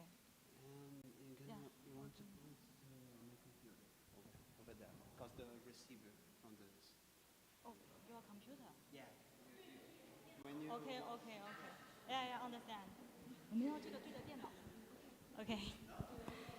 Distinguished professors, colleagues, and students, we are really honored to be here as the representative of Chinlex. And before our please allow me to say many thanks. First, thank Professor Chen Taotao and her team from Latin America Center, Tsinghua University. Thank you for hosting so wonderful event and give us the opportunity to be here, to see, so nice people here and the so beautiful views. Second, thank Professor Orlando and Professor Antonio. Yesterday, we got the consensus. We shall never abandon people living in impoverished areas. Yeah, that's why we are here today. And thank you for the explanation of the realities of the poor communities and the aid organizations. And last, thank Professor Liu Jian to point out our problem and help us to find the way to be on the ground. Thank you all for your generous help. And our group,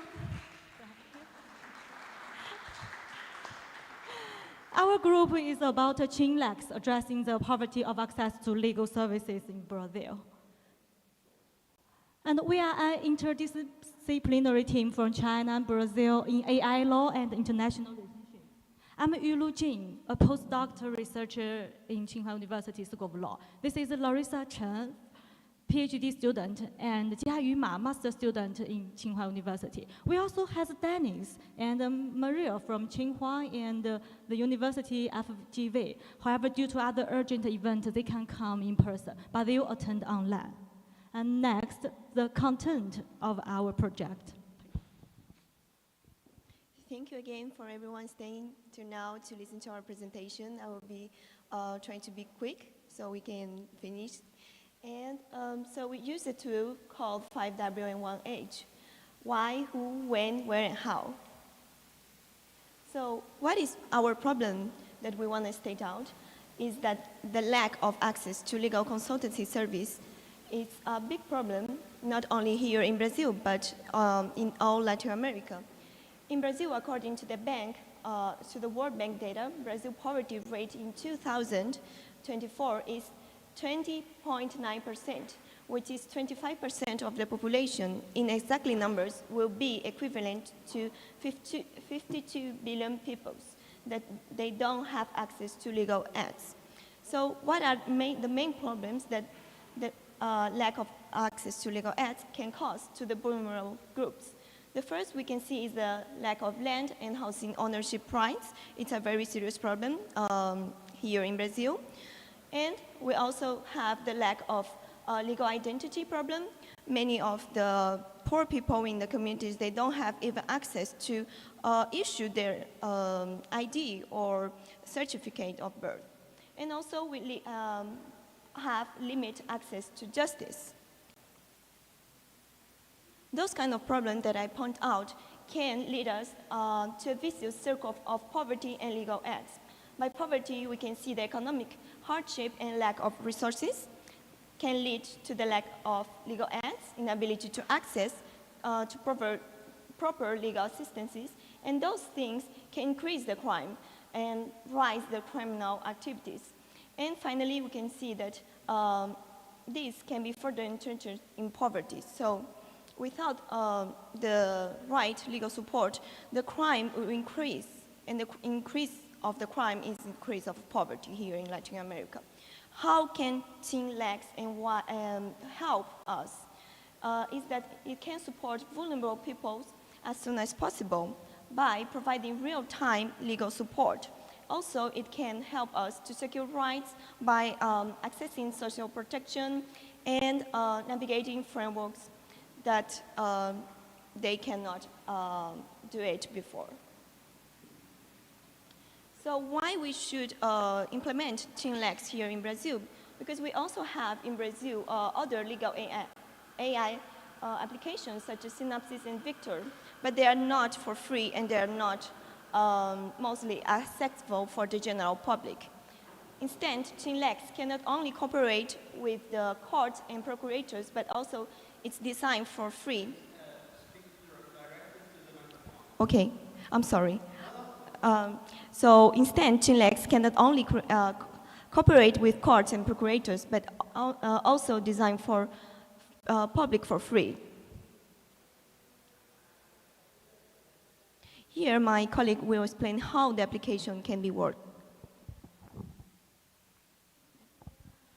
Okay, Chinlex is a convenient and reliable legal assistant with rich data and diverse functions, offering comprehensive legal support to the public, judges, prosecutors, lawyers, and other legal professionals.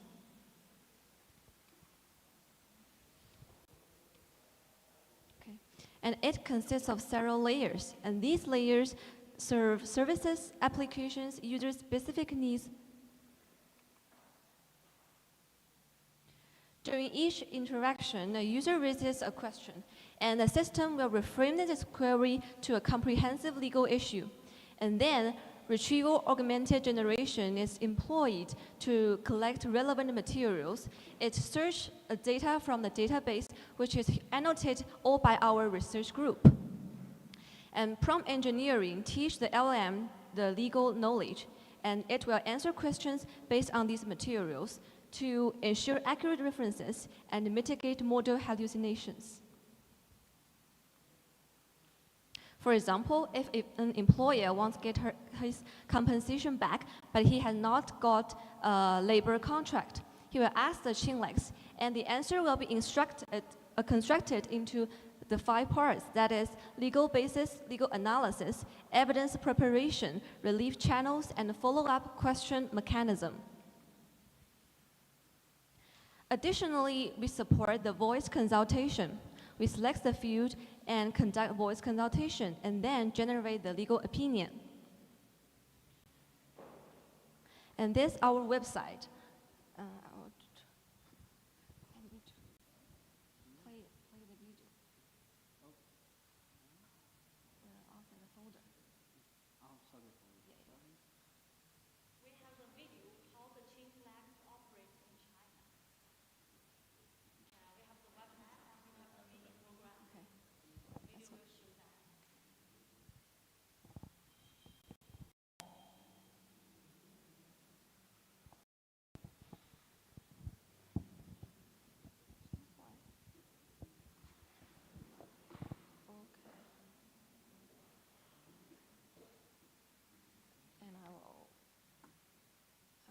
From the beginning, okay? Oh, from the beginning? I will do it, okay? Yeah. Yes, when a user raises a question, we will generate a draft of the key facts, okay? You can play it. Okay. And users can edit it manually. Upon saving, the system will generate the references, and user can remove or add the items. And based on the 2 parts, we will generate the legal analysis. When highlight these texts, we put instructions into the Chinlex, and the Chinlex will generate the polished text and replace the original text. Yes, and we can replace it.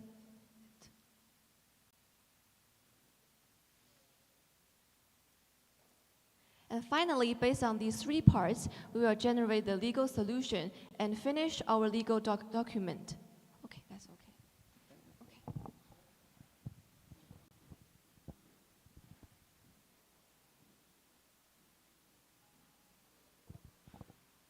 Move on, thank you.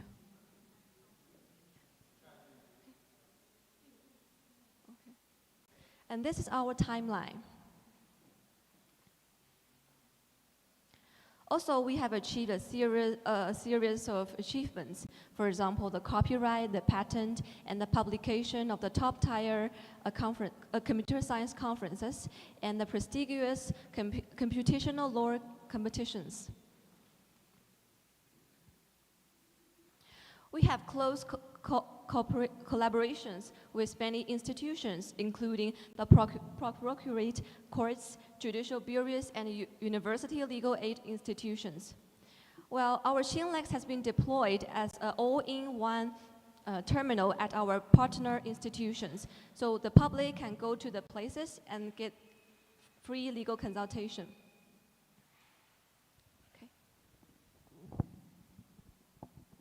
So here I'm going to explain how it can Chinlex be implemented here in Brazil. We are looking for cooperations with government courts, procurators, communities, such as CARS, and also NGOs. We took example of CRAS, considering the real situation of poor people here in Brazil. Chinlex could be effectively deployed through this program system, to provide vital access to the vulnerable peoples in favelas. Here we point out 3 situations that we can use Chinlex for CRAS. The first one is neighborhood dispute mediation. The second one, universal access to voice interaction. And the third one is safeguarding the rights of vulnerable groups. Also, we already start our project since November of 2024 by reaching corporations partners such as FGV, University, and also in May of this year, we received the visit of the Mr. Eduardo Silva Toledo. He's a secretary of the Supreme Court of Brazil, and he was very excited to implement this in a national level. In this year, in July of 2025, we also had a cooperation with Professor Juliano Maranhão from University of São Paulo, and he was very interesting to cooperate in research about the implementation in Chinlex here in Brazil. And in this month, we also have had other cooperation with algorithm to implement our application here in Brazil. So how we want to implement this? We thought about 3 stages. The first one will be the free services, provide legal aid to unprivileged groups for free. The second one is paid services, offering advanced legal analysis tools for law firms and enterprises. And the third one is cooperation with the government. And here we have the summary of our project. We have our project, Chinlex in the middle, offering legal services by document drafting, compliance reviewing, intelligent voice consulting. And here we have the example how it works in China. It is an app produced by Tsinghua University. And nowadays it's used in the Chinese procurators and courts. And it has potential clients buying by the paid service, such as the government and some law firms. The Chinlex is launched in China by website version, and also we have a mini program in WeChat. And finally, we have the software version.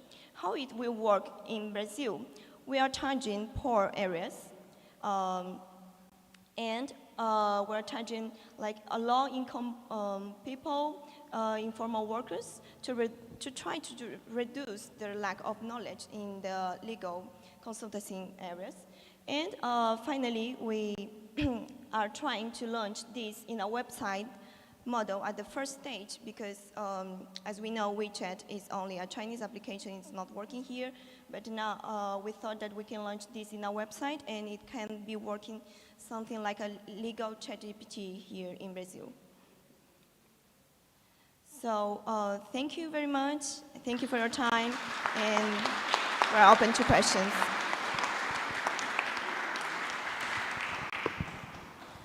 Questions? Girls, congratulations. Probably you have idea, but we have a way to say you don't have idea how important is this project for Brazil. We have a huge problem of access to justice, and then talking about joining technology and dialogue with problems related to poverty is very important project. And more than a question, a question is, I'd like to know more about how is this problem in China. Yeah, if you could explore this, because it's your experience. Yeah, I'm giving our experience, and to tell you that there is a very interesting documentary that I really encourage you to watch, called Justice, from 2004. It's about the justice system. Did you see this? Yeah, it's about the justice system here in Rio de Janeiro, but it talks about the justice system in Brazil. I think it could be something to, well, feed your research. Yeah. Thank you so much. Any other question? Everybody's hungry. We have a dinner. We have a dinner waiting for you, okay? Be prepared. Any other?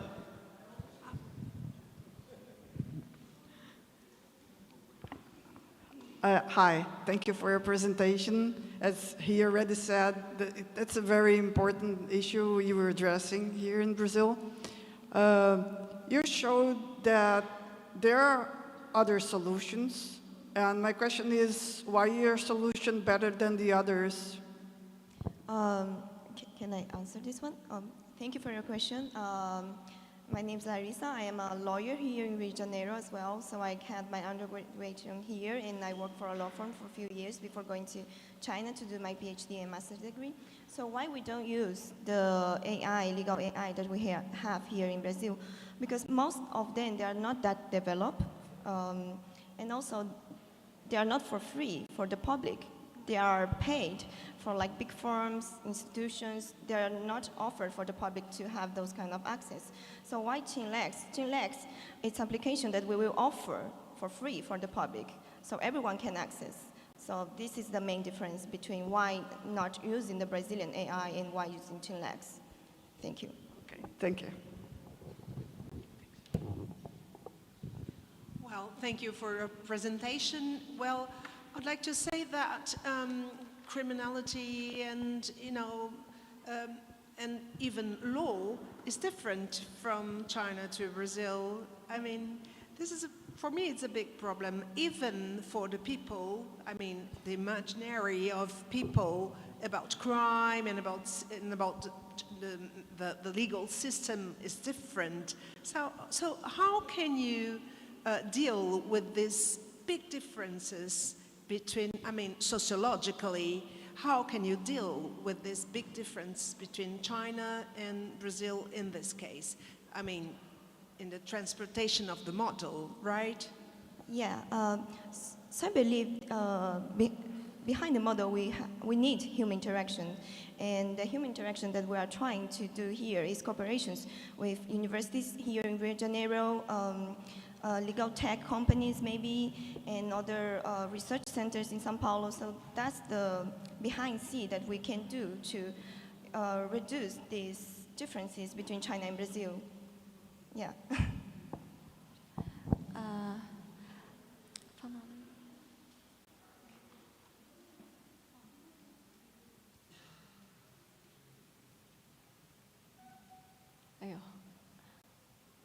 Sorry.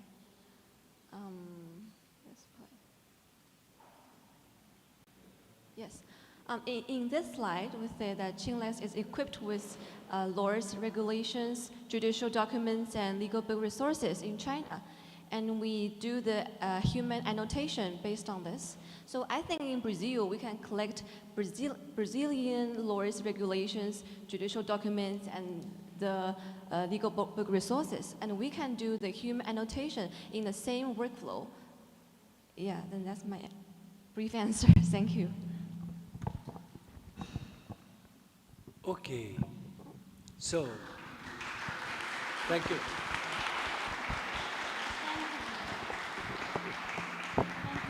Sorry, I want to say more, just why we use Chinlex, not a general model. When you use ChatGPT, ChatGPT sometimes they will produce the fake news, the fake scholar reference. But in Chinlex, we have the CS computer science students we will design the better algorithm. And not only algorithm, we will have the good quality law database. And our law school students, we produce this legal database. And then we use this real little database to train our Chinlex, to train the model. And we make the Chinlex will produce, use the real law doctrines, use the real law cases, and they will produce the real answers about the law. And that's why we design and why we use Chinlex. Thank you. Okay. Thank you again.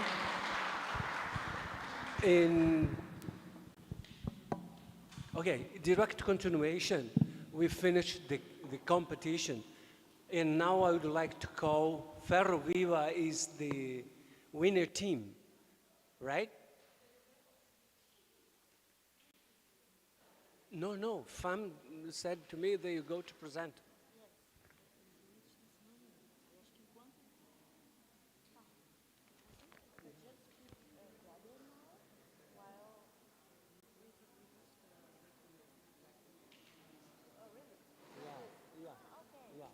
Okay. So, Fabio, what's his name?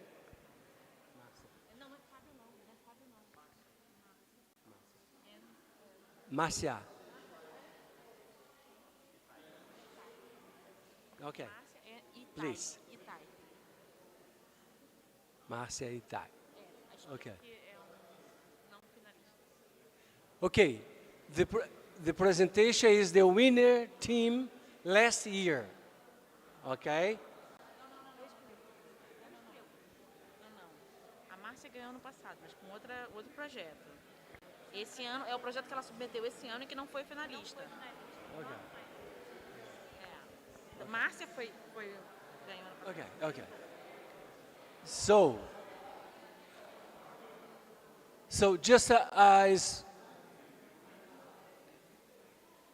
just 1 minute, the organization is picking the grades from the judge, and we continue, okay?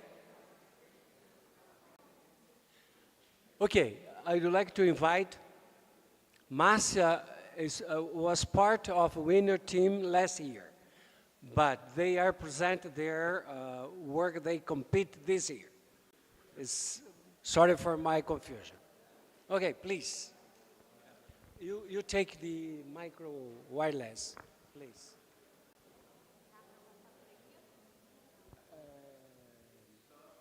The micro for them.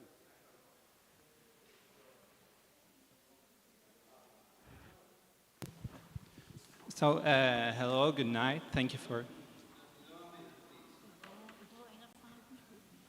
Yeah. So, just an introduction. Okay.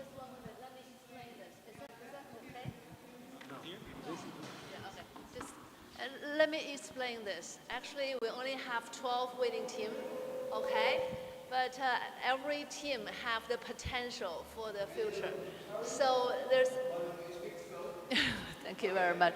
Yeah, let me explain this, okay? We only have 12 winning team, okay? But even though some of the team, they did not get into the winning list, but they have great potential. They want to take this chance to show their work. We are supportive, okay? So let's listen to them, all right? Thank you very much.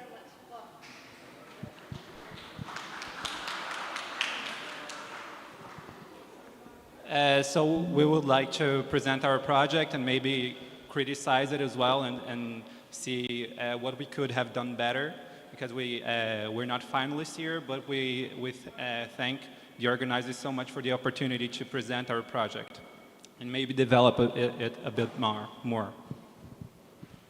Yes, we are here representing a transnational team, and I would like to thank you very much for the floor, for the invitation, for our warm receiving last year in China with Fabio. We were so warmly received in Tsinghua University last year.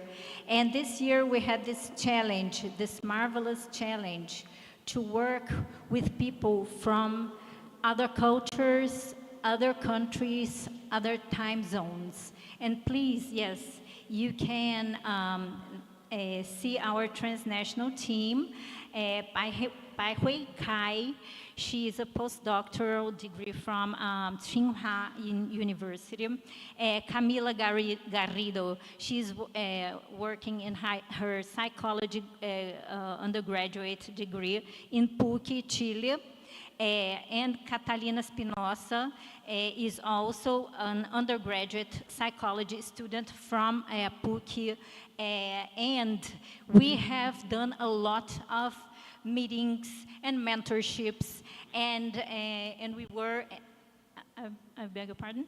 And this was a very inspiring thing because we could exchange our understandings and views of the world.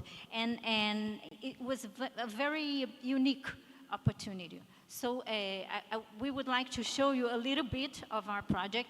We would welcome criticisms. We know it's something that you are not here to participate in this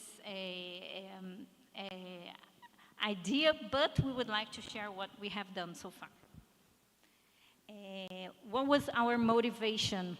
We have a common challenge to connect. Our countries are large countries. China is the humongous country. Brazil is a continental-sized country as well.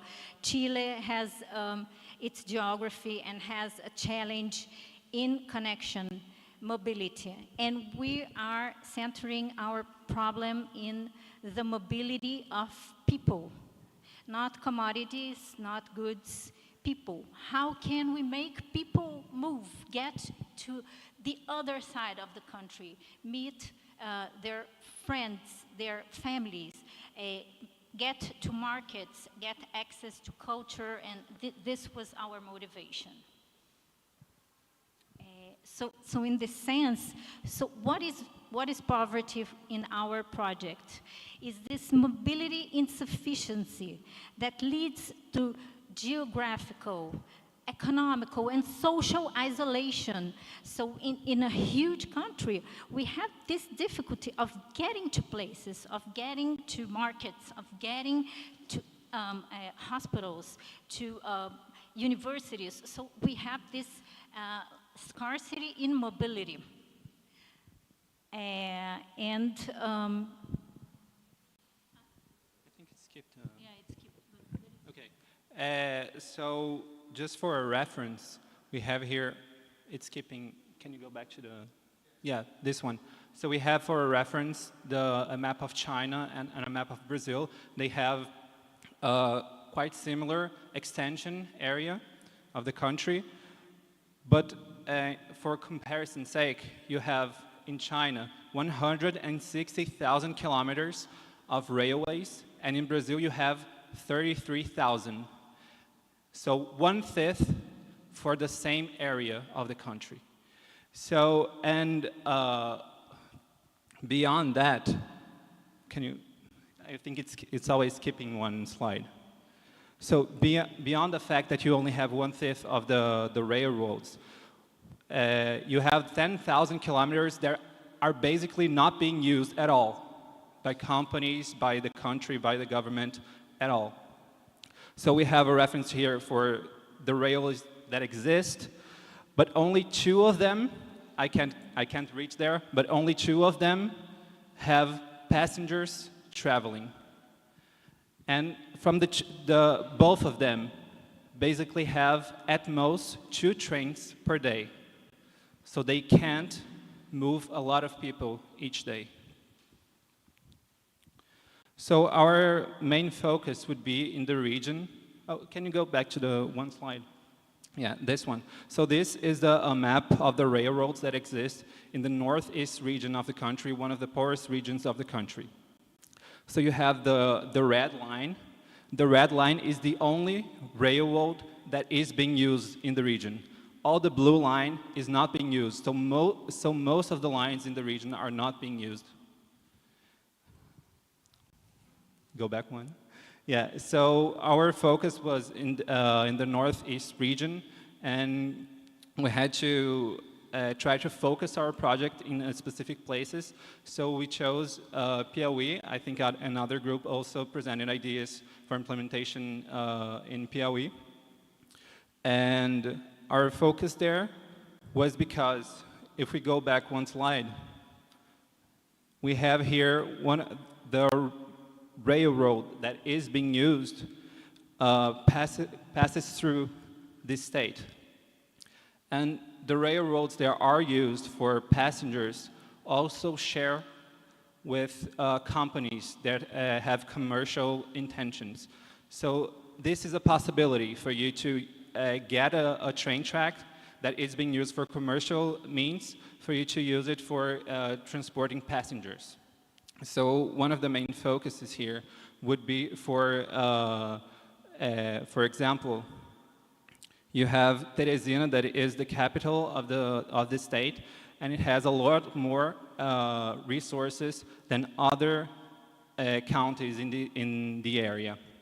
So the train track that I showed previously would be a connection between a main city, a capital, and some other cities that don't have a lot of resources. Okay, can go to the next one. So this is one of the places that would be connected to Teresina, that is the main capital, and you can go to the next one. And this would be the final stop. So we see here, we have one hospital in a region that is very poor, whereas in the capital you have around 10 hospitals that could manage a bit more people. And so you can allow people in this poorer region to have access to these other places with more resources. And we will also explain why we would choose a train and not, for example, buses that already exist, or cars, or other means of transportation. So who are the ones affected by this kind of poverty? Basically, anyone who has difficulty reaching an essential service. We just brought here 3 fictional instances of people who don't really exist, but it's just an instance of somebody who is lacking in resources. We're talking about Elena, and she's pregnant with Gael, and she's expected to have a very difficult delivery. She already knows that. And this is something that would be better taken care of in a larger center. But Elena doesn't have the resources to pay for the fares. We're going to talk a little bit about this problem. We have a very high cost transportation if it's not by bus, and our plane transportation is extremely expensive here in Brazil. Buses take a long time to travel and are very unsafe. So for Elena, it would be the best way to take a safe transportation to a big hospital and get her care. And the next person is João. João is a small farmer, and he has a plot of land, has some produce, and would like to take this produce to a market nearby. But he hires a truck, a driver, and this truck had to face a lot of traffic to get to the market, so the produce gets there all rotten, and he loses all his possibility of trading. And we think that if we had railway transportation, he could adequately reach his destination, and he could reach further destinations, and thereby increase his marketing possibilities. And the next one is Maria. Maria is just a student in Rio de Janeiro, a student as any of us. And she lives here while her mother lives in Natal. Natal is 2,600 kilometers away. And if she chooses to go there, visit her mother, she is going to have to spend a whole minimum wage to get there. We don't have a way to get to the Northeast without spending almost an entire wage, a minimum wage. which means either by plane, so she would have to spend the money that she doesn't have, or she would have to take 2 days to ride there in a bus and take the risks of highways. So this is a very concrete problem. I mean, people who live here and want to visit their families, they can't visit their families. You have to choose either to eat or to visit your family. So a train possibility would connect these people, yes? So we're going to talk about a little of the history of trains in Brazil. They basically started in the 19th century with a lot of investment from England, and the government was very much involved.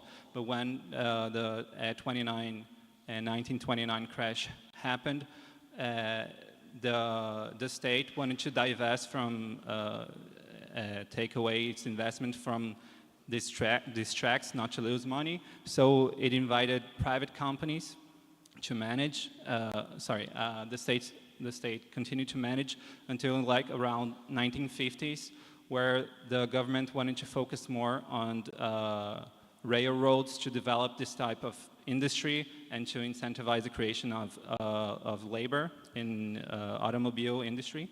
So the government was in control of the tracks until around 1996, when you had a government that wanted to take away its involvement in these tracks and not to lose so much money. And so they started to become privately owned. And so these companies did not have a lot of interest in maintaining tracks that weren't very lucrative. So they basically got a lot of long tracks, and they use only a part of them because that's the only part that is financially interesting to them. So you can go to the next one. Yeah. And next one. So why do we still have... Sorry. And so these companies will mostly focus on commodities and exportation of things like coal and soy. And we gave the example of a small producer or farmer, and they don't have the access to these train tracks because only these big companies wanting to transport these large exportations that use these train tracks. So why do we have this situation of mobility poverty due to social economical isolation? The main reasons is Brazil historically has invested in railroads, in highways, automobiles and highways, because highways are very quick to build. So you, as a governor, as a president, you can always build during your cadence, while you are still in power. You can build a railroad and it's going to be ready for use. And you can put it in your name and under your achievements. While railroads, you would have to plan, you would have to have a long-term vision for benefits that would come for the next coming generation. And another thing that we have is that a large part, the greater part of our installed capacity in railroads is now decaying.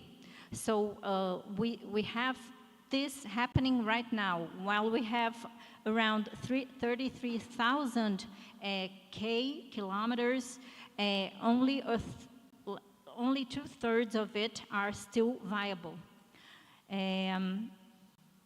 We only have 2 in all of Brazil. Brazil has 8.5 million square kilometers. We have 2 long-distance passenger lines, only 2. So how could we do this change? How could we implement change? So you can go to the next one. So I already mentioned the idea of using an active railroad. And so just for comparison's sake, we have an estimated price for train travel between two very distant cities of around $5, whereas taking a bus would cost around $15 and taking a taxi would be around $60. And also, you have a reduction time comparison to bus travel.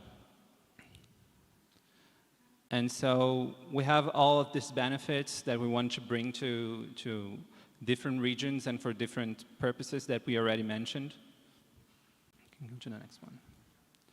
And so we have the first idea, and we have a second idea of, first one is to have a parallel usage of the train tracks, and another one is to use the train tracks that are already in disrepair and try to revitalize them. So the train tracks that are not being used at all, and they can be reinvigorated and maybe used for the purposes we're communicating now. So one of the disadvantages of sharing your railroads with commercial companies is because they're carrying a lot of heavy material. So you have a speed limit to the trains that run in those tracks. So if you have a revitalization and tracks that are purpose-built, you can have faster trains and faster travel.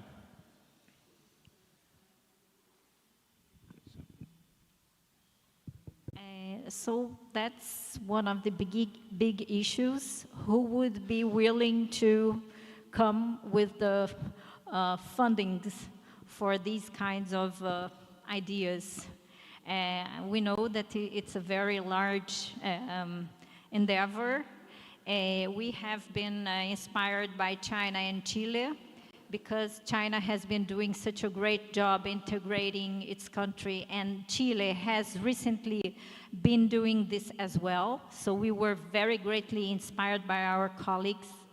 We have been thinking about a collaboration with the current concessionary, which is Transnordestina Logística, which is the current concessionary of train tracks. CRRC, the world's largest railway transportation equipment company. CBTU, which would be our national urban train operational, and along with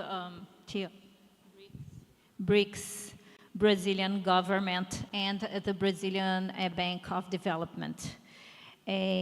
One last thing is humanity needs to embrace massive change on a scale we have not yet truly conceived of. And this change will touch every aspect of the way we live our lives. From Garrett Dennis, How the Railways Will Fix the Future. Thank you so much. Thank you for the floor.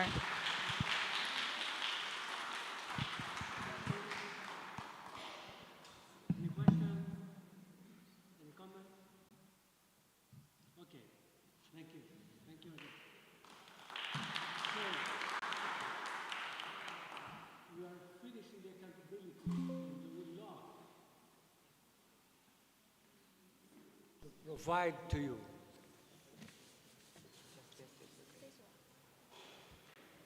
So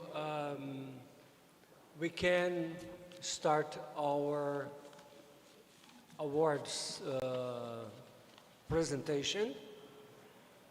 The first one, it'll be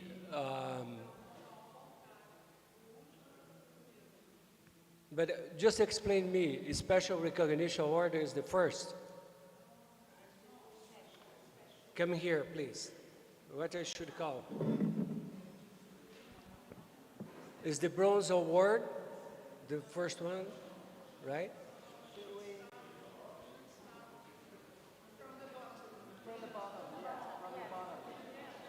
Yeah. Just 1 second.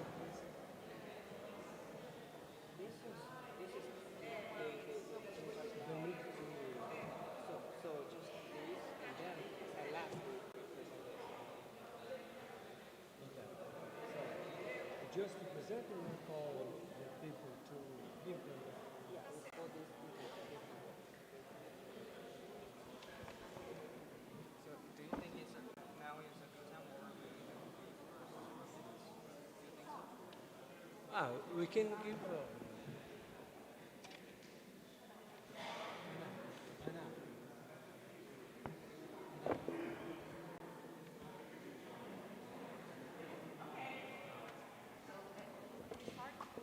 Special recognition. Que é o prêmio de participação. Então, eu chamo você e eu chamo primeiro. Não, chama isso, chama quem vai apresentar, quem vai presentear. Então eu suprimo os comentários para não ter mais tempo. Tem uma sessão. Não, calma. Eu sabia que isso ia cair. Nunca sobra tempo sem pauta. Okay, guys.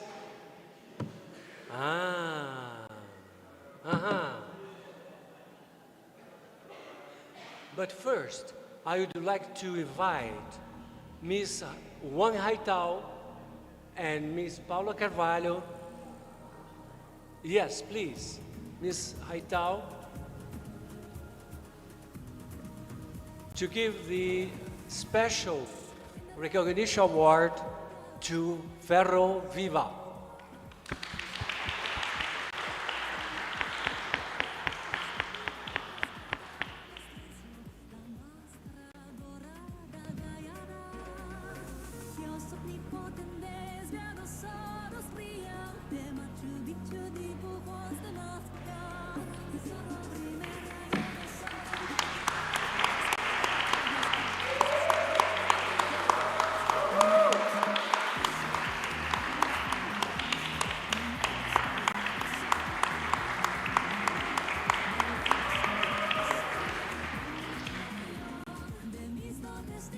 So, the next, I can see open eyes. I would like to invite Edson Ricardo and Prof. Chen Jiangguo to give the award to the first bronze award, Chinlex.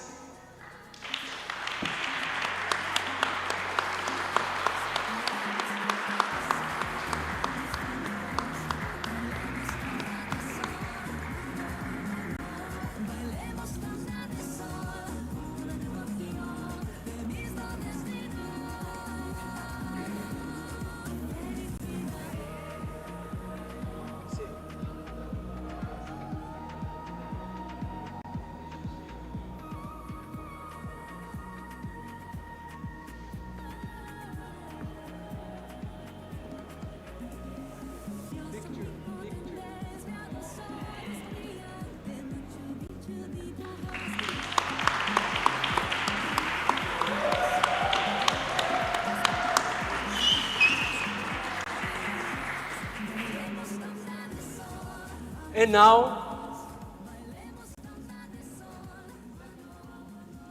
yes, second bronze award. But first I would like to invite Professor Daniela Oficial and Professor Sai Lini to give to Minerva Chandere.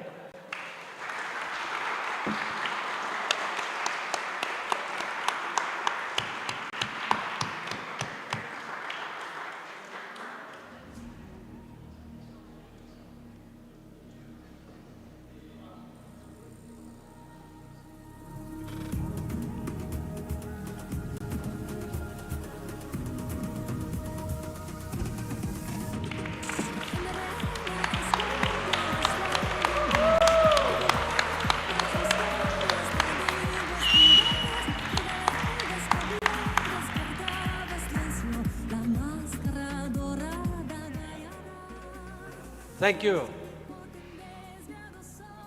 Our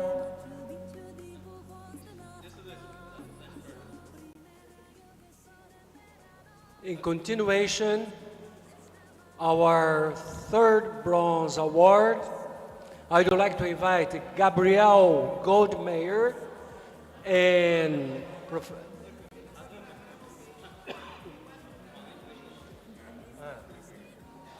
Professor Shaolei to give the award.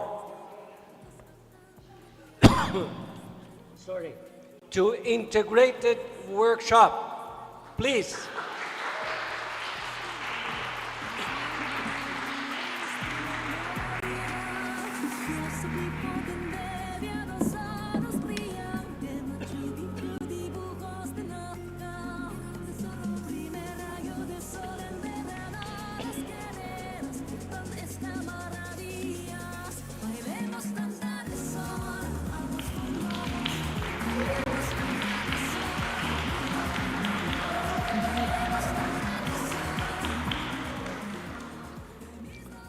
And now our first silver award. I would like to ask Dr. Oscar and Professor Andrea Dyer to give the award to, yo no hablo español, pero voy a intentar. Yakta team.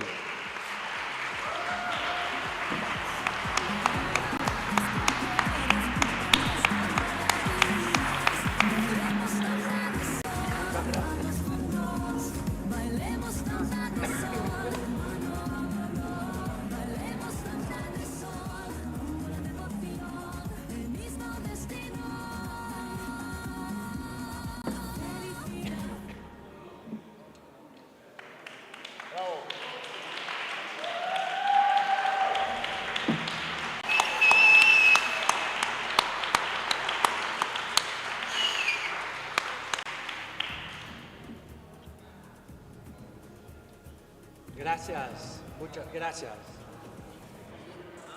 Gracias a usted. And now,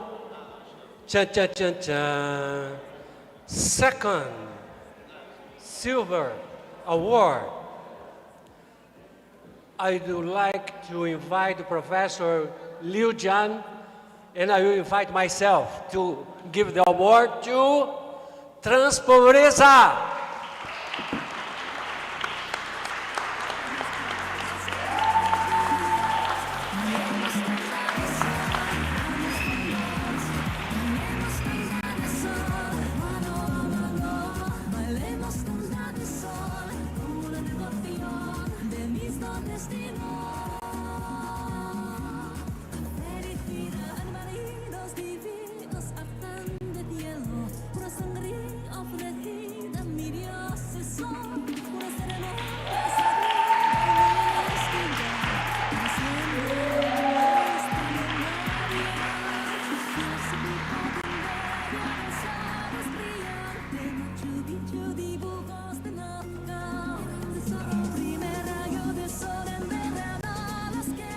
So, and now,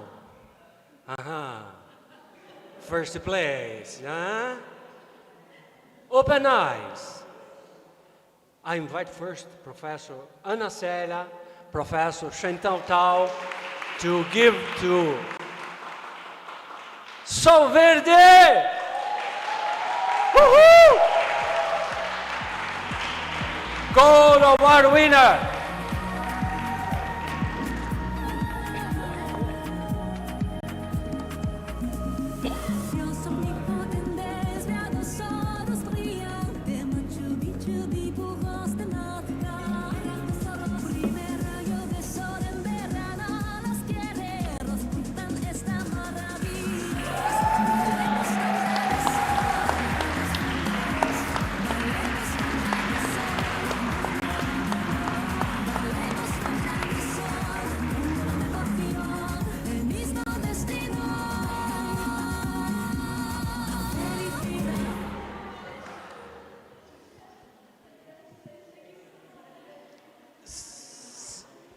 So, just before Paula give the instructions, the most important instructions for our stomach, I would like to invite Professor Chantal Tao and Professor Ana Célia for final remarks and closing session.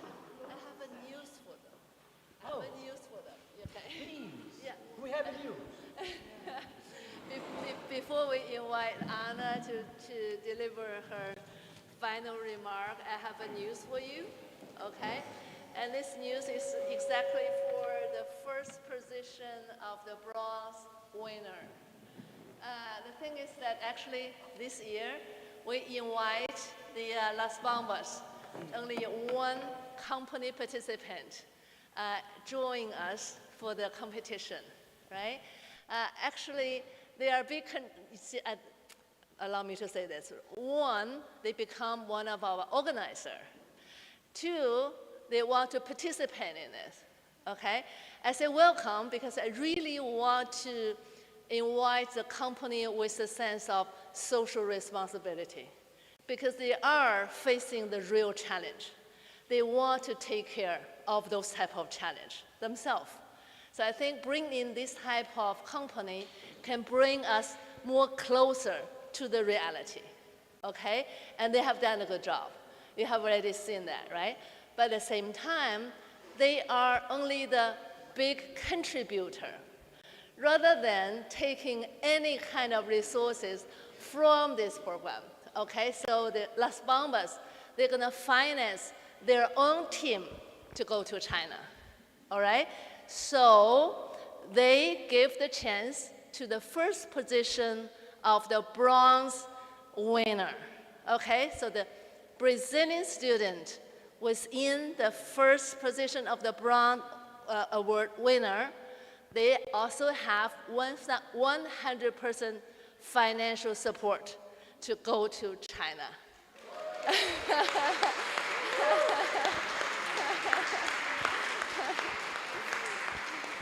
Okay. Thanks, Las Bambas. Would you have all your players, all the people stand up, okay? Yeah. Las Bambas, all the participants. And your team, okay? Thank you very much.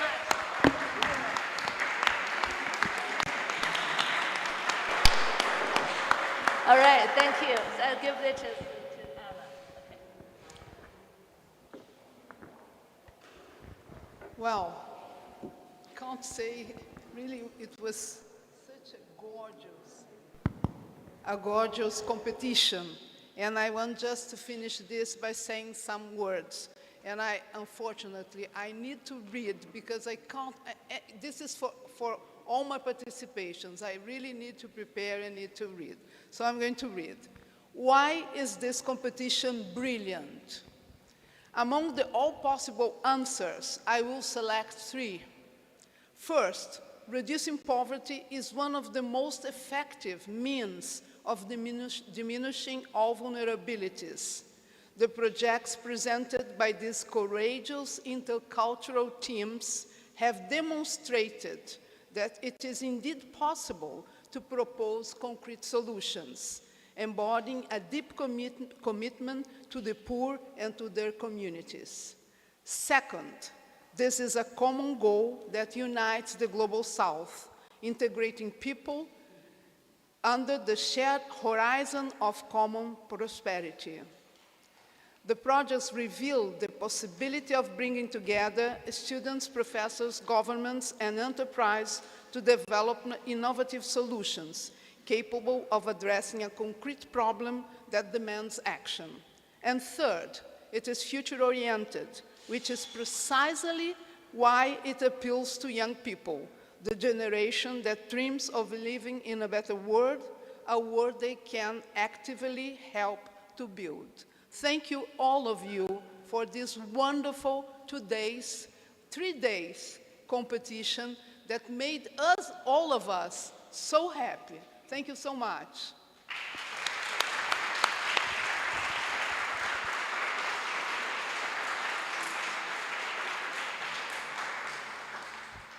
And to celebrate, I ask Paula to give instruction.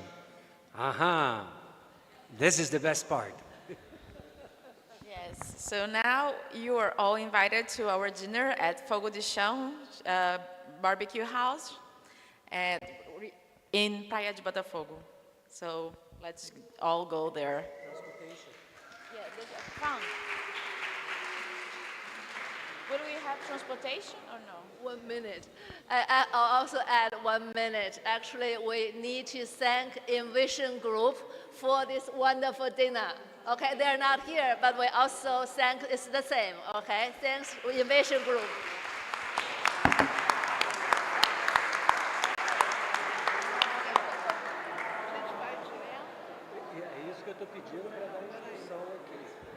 Yes, so we have 2 vans to go to Fogo de Chão. So this part, but they're gonna do 2 rounds. So yes, we go first this part and then this part, okay?